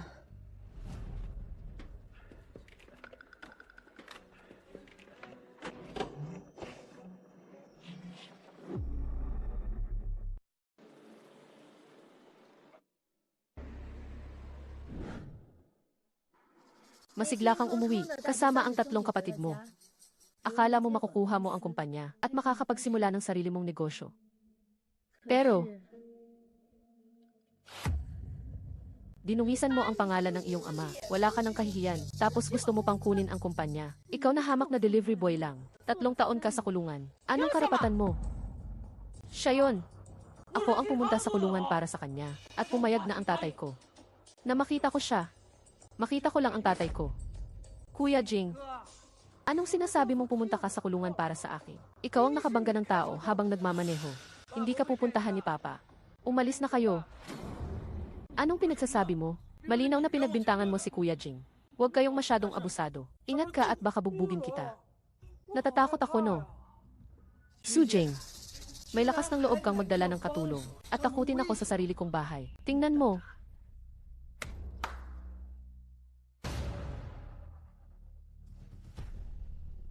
Champs Elises, anong ginagawa mo? Mula noon, nagbago ang ugali mo. Nagpasya kang maging independent, magsimula ng sarili mong negosyo. Hindi ka na umasa, kahit kanino man.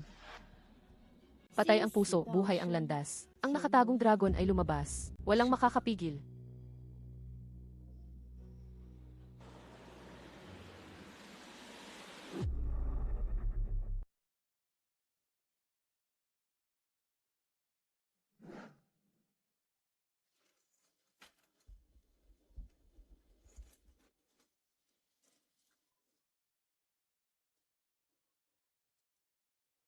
Boss, isang bote ng alak.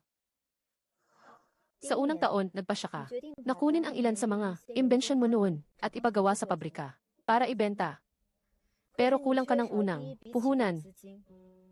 Ang 3 mong kapatid, nang walang pagtutol. Binigay nila ang 3 tao. Ipon nila sa pagde-deliver. Lahat ibinigay nila sa'yo.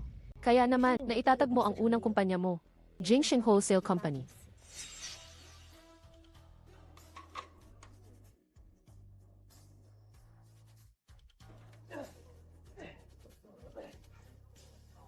Odin. Sa ikalawang taon, may kaunti kang tagumpay. Kasama ang mga kapatid mo, umabot kayo sa kaginhawaan.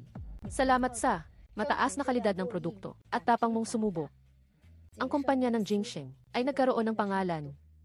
Isinama mo ang mga kapatid mo para magdiwang dito.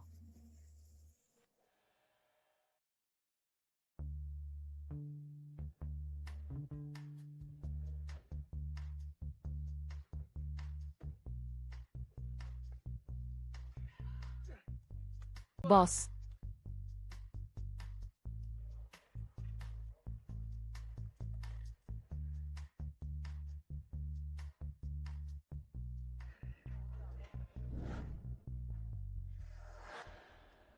Ganito nga ang paraan ng pagsisimula. Halos kapareho ng inaasahan ko. Kasama ang 3 delivery rider. Nagsimula sa wala, tunay na kahanga-hanga. Talaga bang? Ganun lang kadali? Siyempre, hindi. Millions pa lang ang puhunan. Para maging bilyonaryo, kailangan mong makaranas ng pagsubok.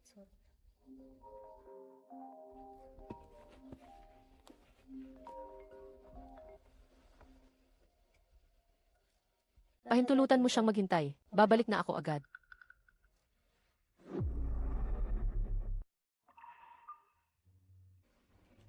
May kailangan ka bang gawin? Hindi naman importante. Ang sarap makaupo dito sa kotse at ikwento sa'yo ng ganito ang mga pangyayari sa nakaraang buhay. Itong pakiramdam na ito, medyo kakaiba talaga. Nakakaiba rin para sa akin na marinig ang tungkol sa hinaharap ko. Mas kahanga-hanga pa nga. Malapit na akong matapos. Sa 2 taon, dahil sa mabilis na paglago ng kumpanya, nakaranas ka ng inggit mula sa mga lokal na grupo sa Jiangsu. Grabe ang diskriminasyon sa'yo. Lubha kang nasiraan ng loob. Ang huli-sali ng maliliit na produkto, napilitang magbago. Pumasok sa industriya ng teknolohiya, pero doon nagbukas ang bagong mundo.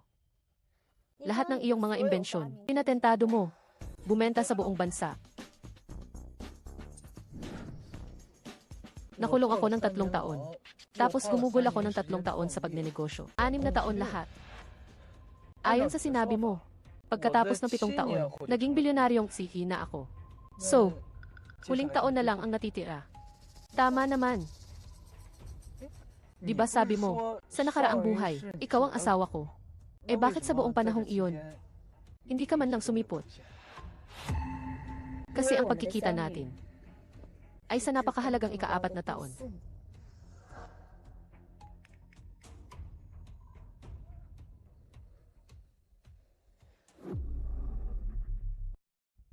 Sa nakaraang buhay ko, wala na akong mapuntahan. Hindi ko alam kung saan ako pupunta. Kaya napadpad ako dito. Teka, ikaw, sinabi mong wala ka nang mapuntahan? 7 taon. Sapat para maging bilyonaryo ka. Siyempre, sapat din para sa akin. Para bumagsak ng husto. Talagang nagbabago ang kapalaran. Pabago-bago ang takbo ng buhay.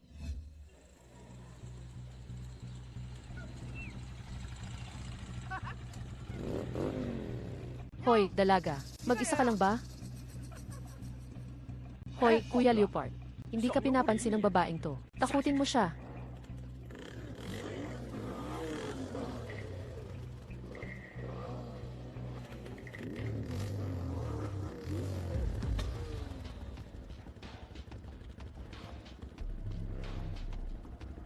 Ayos ka lang ba?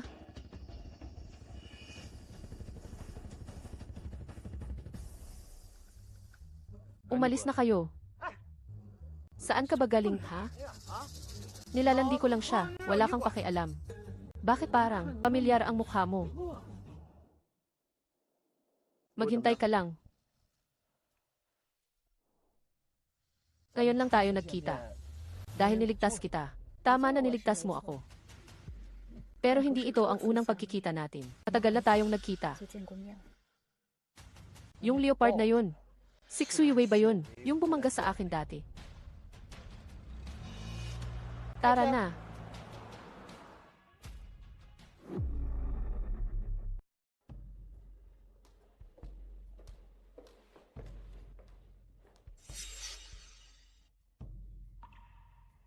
Anong lugar ito? Sa nakaraang buhay mo, pinagsama-sama mo ang buo teritoryo ng Jiangsu. Pinagsama-sama ang teritoryo ng Jiangsu. Sa 7 taon, matapos kang kumita ng malaking halaga mula sa iyong teknolohikal na imbensyon, nilampaso mo ang 5 malalaking pamilya sa Jiangsu. At dito mismo, nagdaos ka ng isang pulong. Sa pulong na iyon, tinapos mo ang huling grupo na laban sa'yo. Winakasan mo sila. Sabi ng mga tao, marahas at walang awa ka raw, walang pakundangan at malupit. Mula noon, binigyan ka ng palayaw. Panginoong Jing. Sa buong panahong ito, sino ang laging nanggugulo? Yu Chowking. Patawad po, Panginoong Jing. Hindi ako nag-iingat. Hindi ko dapat ginambala ang tauhan mo. Isara ang iyong mga mata. Panginoong Jing, parang hindi tama. Natratuhin mo ng ganyan ang tauhan. Kuya Kun, 7 taon na ang nakalipas. Tinanggap mo ang pera ni Xuyue. At sinubukan mong patayin ako. Sinubukan. Patayin ka. Sinabihan ka ni Xuyue na kumuha ng taong babangga sa akin. Itong binti ko. Ganito nasira. Hindi ko alintana kung kayo ang numero 1 sa Jiangsu o numero 5 o kahit pa pinakahuli. Mula ngayon kapag narinig ang pangalang ni Chowking, yumuko kayo at magpakumbaba. Mula ngayon kapag narinig mo ang pangalang Sujing, yumuko ka at magpakumbaba. Ito ang buong kwento mo, kung paano ka naging Panginoong Jing sa nakaraang buhay mo. Napakagandang kwento nga. Kung ang lahat ay susunod sa nakatakdang landas ng mga pangyayari, bakit ka pa bumalik para tulungan ako? Kasi, sa tingin ko, ang ganitong buhay ay talagang kahanga-hanga. Nakialam ka sa takbo ng tadhana. Baka hindi na ako maging Panginoong Jing. Natatakot akong bigin ka. Huwag kang magkamali. Hindi kita sinisisi. Natatakot lang ako na baka hindi ako maging yung malakas na taong iniisip mo at mabigo sa inaasahan mo. Wala akong inaasahan sa iyo. Ano? Wala akong inaasahan sa iyo. At ayaw kitang maging kahit sino. Naramdaman ko lang na sobrang hirap ng buhay mo noon. Maagang namatay ang iyong ina, napagbintangan at nakulong. Tinalikuran ng lahat, naputol ang isang binti. Nagsumikap ka sa hirap. Mula sa pagiging simpleng mabuting tao. Naging malupit ka at walang pusong Panginoon. Sobrang hirap at pagod ang dinanas mo. Nadudurog ang puso ko para sa iyo. Dahil binigyan ako ng langit, ng bagong buhay, wala na akong ibang hiling. Gusto ko lang na maging ikaw mismo ang sarili mo. Salamat sa pag-aalala mo. Huwag kang magmadali sa pasasalamat. May isang bagay akong itinago sa iyo. Itinago sa akin, hindi ako ang magiging asawa mo sa hinaharap. Ano? Hindi ako ang magiging asawa mo. Sa nakaraang buhay, dinala mo lang ako sa tabi mo. Hindi mo ako minahal kailanman. Hindi kailanman minahal. Dahil ba, may munting isda sa puso ko. Ang munting isda sa puso mo. Hindi naman talaga, kasing halaga ng akala mo. Paano naman nangyari yun? Sinasabi ng lahat na walang damdamin ang Bodha Maiden. Kung ikukumpara sa'yo noong nakaraang buhay, ano pa ba ang halaga nyon? Ikaw talaga ang taong walang damdamin. Mula sa Bodha Teachings, natutunan mo ang awa, na ang ibig sabihin ay payagan ang sarili, na hindi na maging maawain, payagan ang sarili na hindi na maging maawain. Sa nakaraang buhay, ang iyong ning napakaliwanag, lahat ng taong nakakasama mo, pantay-pantay ang pagtingin mo. Kanino man, lagi kang may pag-aalinlangan. Paano mo nga ba mapapansin ang isang karaniwang tao katulad ko? Napakahusay mo na. Siguro ang iniisip ko, ako noong nakaraang buhay, may munting isda sa puso ko. Tanga. Anong klase ng isda ang munting isda? Isda sa dagat, isda sa ilog. Ay, talagang naging mausisa ako. Talaga bang, ano bang nangyari? Para maging ikaw, mula sa pagiging hinahangaan ng lahat sa Jiangsu, Bodha Maiden, naging isang tao na kailangang protektahan ko. Ako. Ama ni Yu.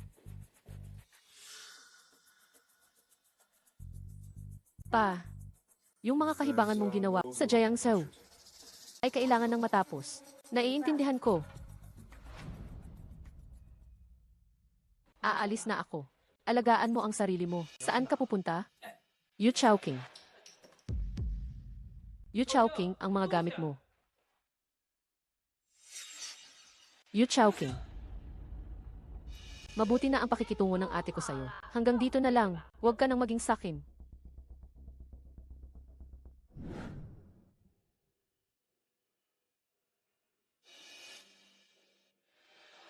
Pagsasanay sa pagsusulat. Munting isda ang pangalan mo. Napakahirap isulat. Tanga.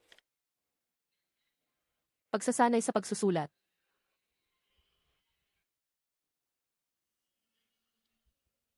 Kuya Xujing, kung mahirap isulat, wag mo nang isulat. Ang isda ng munting isda ay isda sa ilog, isda sa dagat.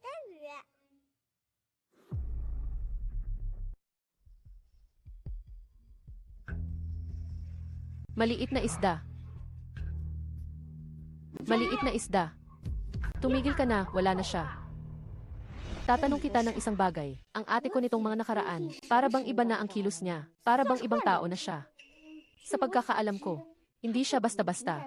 Magiging mabait sa isang tao. Pag tinatanong ko siya, sinasabi lang niya, tungkol sa nakaraan at kasalukuyang buhay. Tatanungin kita, ang ate ko ba, nabuhay ulit at bumalik? Sige na, 3 salita lang. Hindi ka man lang makaimik. Hindi ko alam kung sino ka talaga. Pero huwag mong bibigin. Ang ate ko, ha? Isa pa. Huwag mong subukang sundan ako. Hindi katulad ko ang tatay ko. Hindi siya madaling kausap. Ingat ka kapag nagalit siya. Baka patayin ka niya. Ginagawa ko lang ang gusto ko. Bakit nga ako papatayin? Bakit nga ba? Binigay na ng ate ko ang Grand Hotel Jinking. Sa iyo, pati isang kumpanya ng teknolohiya, isang kumpanya ng logistic, malalaking kotse at mga hindi mabilang. Nakita mo na lahat, tapos sasabihin mong ayaw mo. Mas gusto ko pang wag tanggapin ang mga bagay na iyon. Kaya kong magtrabaho para makamit ang lahat ng iyon. Ang sabi ng ate mo, ako raw ang magiging asawa niya. Siya lang ang gusto ko. Magiging asawa. Tama naman na gusto ka ng ate ko. Pero, hindi niya kailanman binalak na gawing asawa ka. Hindi maaari. Bakit hindi maaari? Magising ka na. Ang ate ko ay nagpapakadalubhasa sa badha. Ayaw niyang magpakasal. Hindi mo ba alam? Alam ko. Siguro. Hinihintay niya ako. Hinihintay ka? Bakit naman? Pumayag na ang ate ko na magpakasal sa lalaking pinili ng tatay ko. Pero ang kondisyon ay, lahat ng ginawa niya sa'yo, hindi dapat pakialaman ng pamilya. Sino ba kasi ang nagsabi sa'yo na huwag sumama sa ate ko sa silid na may water? Kung sakaling nabuntis mo siya, baka sakaling napataas ang iyong kalagayan dahil baka papayagan ka pa ng tatay ko na maging manugang na lalaki. CJ, tama na. Ingat ka na lang sa sarili mo. Yu Chowking. Ha? Ibabalik ko lahat ng mga bagay sa'yo. Huwag kang umalis, pwede ba? Hoy, hindi pwede. Yuhai Poetry Garden Restaurant.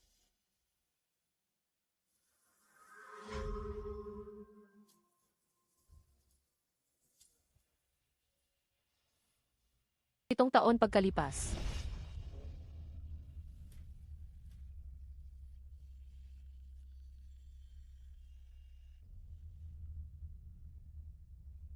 Chowking.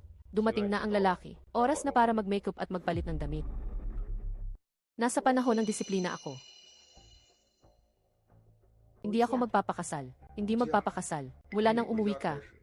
Unang taon, sinabi mong gusto mo maging vegetarian at sundin ang disiplina ng isang taon. Hindi ka pumayag na magpakasal. Pumayag ako. Pangalawang taon, sinabi mong kulang pa ng 1 taon para maging perpekto ang iyong badha practice. Tinanggihan mo lahat ng mga binata sa Imperial Capital na nanliligaw. Nagtiis pa rin ako. Hanggang ngayong taon, ika-7 taon na, sa araw ng kasal, sinasabi mo sa akin na ikaw ay nasa sarili mong panahon ng disiplina. Ang panahon ng disiplina ay panahon ng disiplina. Kung labagin ko ito, magbibitin ako ng puting tela sa pintuan ng bahay. CJ, kung ayaw mong magpakasal, pwede rin. Pero, itong pagkakataong ang lalaking nanliligaw ay napaka-impluensyal. Sige na, hayaan na lang natin ang kapatid mo na magpakasal para sa iyo. Sandali lang. Mula pagkabata, ang kapatid ko ay hindi interesado sa mga lalaki. Pinapakasal mo siya para sa akin. Wala akong ibang magagawa. Naaalala ko, 7 taon na ang nakalipas. May isang pamilyang Su sa Jiangsu. Kulong ang nakauna para sa kanyang nakababatang kapatid. Kaya sa ating pamilyang Yu, ang nakababatang kapatid ay magpapakasal para sa kanyang ate. Hindi naman siguro ito malaking problema, di ba? Kung ganoon ang gagawin mo, sisirain mo ang kanyang buong buhay. Hindi ako magpapakasal. Hindi ako magpapakasal kahit kanino. Bitawan mo ako.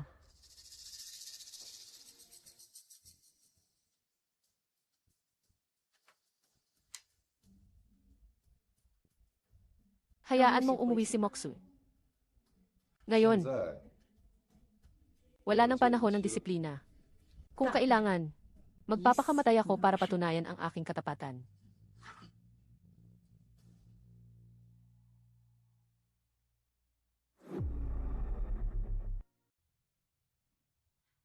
Base sa pagkakaunlad ng nakaraang buhay ko, ang pamilyang Yu ay patuloy na bumagsak para mapigilan ang pagbagsak ng aming sitwasyon.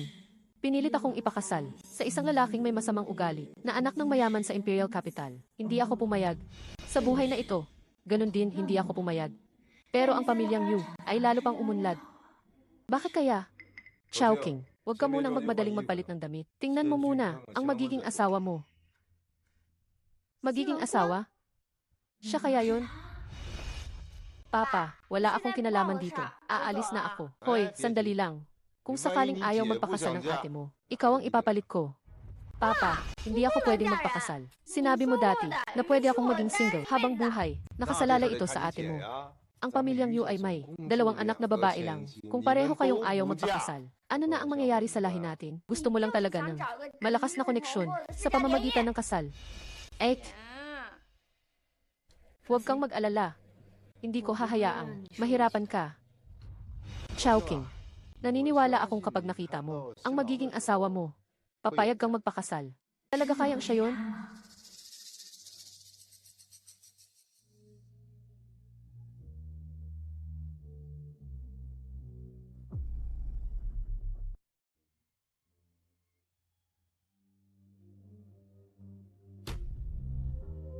Itay, siya ang bagong nobyo. Hindi pwede. Ako ay talagang hindi magpapakasal sa isang.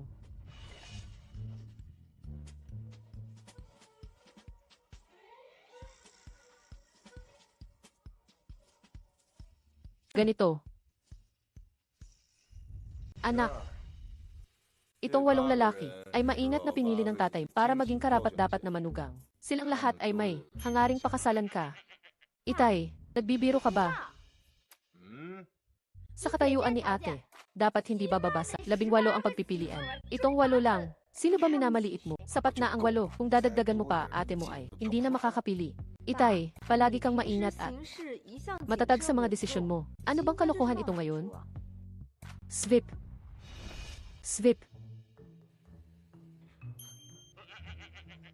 Chowking. Pipili ka ba talaga ng bagong nobyo o hindi? Pwede ka pang magbago ng isip. Pipili ako.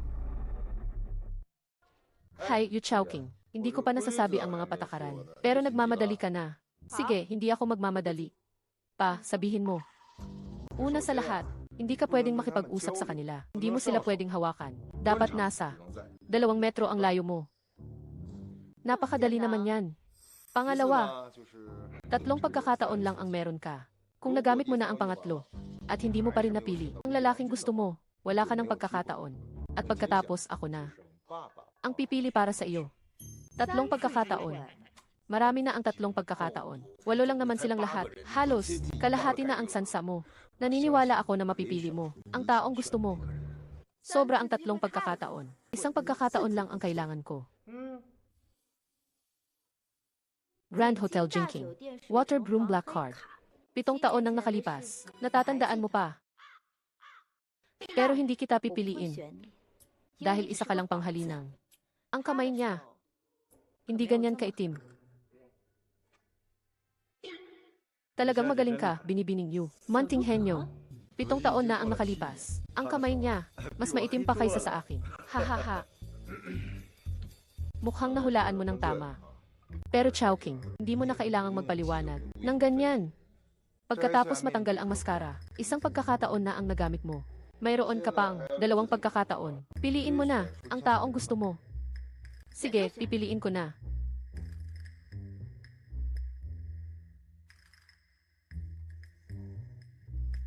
Ikaw na nga. Ang mungkahing ito ng pagpili ng mapapangasawa. Idea mo ba ito? O sa tatay ko? Nakakatawa talaga. Gusto ko to. Ilabas mo na agad yung bagay sa likod mo para pwede ka na tanggalin ang maskara. Pilay na bayani. Ikaw nga. Binibining Yu. Hindi naman siya pilay. Hindi ko rin maintindihan. Bakit ako ang pinili mo? Ay, nagkamali ako. Sa buhay na to, hindi siya pilay. Hindi pa pilay? Edi gawin nating pilay. Tinatakot mo ang ate ko. Kapag hindi siya nakapili, ako ang mapapakasalan. Paano yon? Ikalawang binibini, handa akong magsilbi sa iyo. Umalis ka na. Huwag mo akong pilitin. Nasipain niyang magandang binti mo. Chowking. Mayroon ka na lang, 1 huling pagkakataon. Kapag hindi ka pa rin nakapili ng tama, huwag mong sisihin ang tatay mo kung hindi na ako magiging makatwiran. Sa totoo lang, pakiramdam ko hindi ka naman talaga ganoon katapat. 7 taon lang kayong hindi nagkita, tapos nakalimutan mo na siya. Halos talaga, isipin mo nga. Yung tao sa likod ng maskara, ang tunay na tao. Gaano kaya siya kadismaya? Makikilala ko siya. Sige, pumili ka. Pareho ang katawan at buhok. Tapos may suot pa siyang maskara ng Armored Warrior. Tiyak na siya yon. Papa, posibleng. Sa 8 taong ito, wala siya sa kanila, no? Hindi ko alam. Baka ang taong kaharap mo ay siya mismo. Kung ngayon pa lang, ihingi ka na sa akin ng tulong. Chao King, nasaan na ang tiwala mo sa sarili? Tanong ko sa'yo, paano isulat ang Yu Saxia Oyor? Ikaw nga. Binibining Yu, paano ko malalaman kung paano isusulat ang karakter na Yu? Hindi ko natapos ang elementarya, kaya nag-delivery boy na lang ako. Hihi. Ikaw.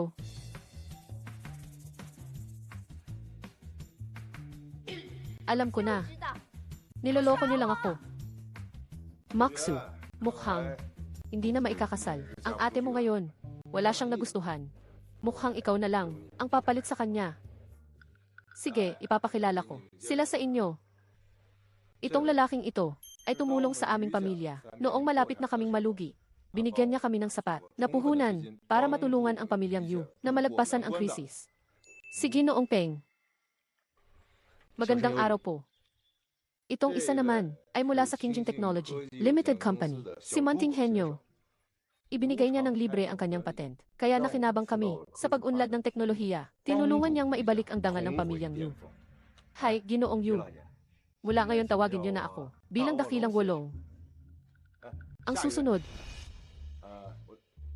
ay, bakit pagdating sa akin, hindi mo na sinabi? Naghihintay pa naman ako ng papuri mo, Ginoong Yu. Ako ngayon, ang tunay na pilay na bayani. Ha ha ha ha.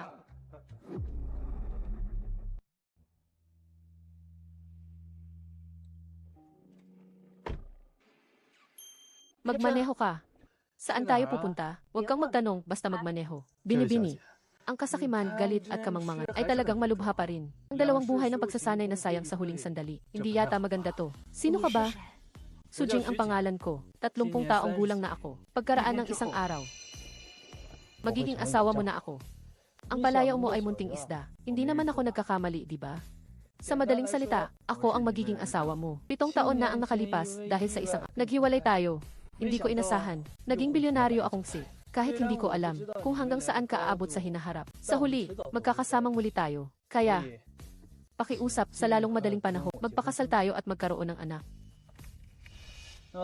Ito ang hotel ko. May silid na may water. Sa ngayon, hindi pa ito ang paborito kong estilo. Pero baka pagkasubok natin, magustuhan ko na. Ayoko ngang sumubok kasama ka. Hindi pwedeng hindi. Ang tatay mo ngayong araw ay mali ang pagkakaintindi sa'yo. Niloko ka ng kapatid mo para maglaro ng maliit na laro at napilitan ka ng pumayag. Bukod pa rito, magmamaneho ako at hihintayin kita sa labas. Alam mo ba na ako ay lalabas dahil sa galit? Sabi ni Buddha, may koneksyon tayo mula pa sa nakaraang buhay. Kung pagkatapos ng 15 minuto, hindi ka pa lumalabas dahil sa galit, iisipin ko na lang na tapos na ang ating tadhana sa buhay na ito.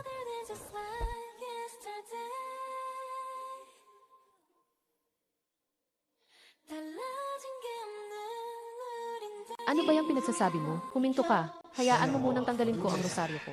Wakas,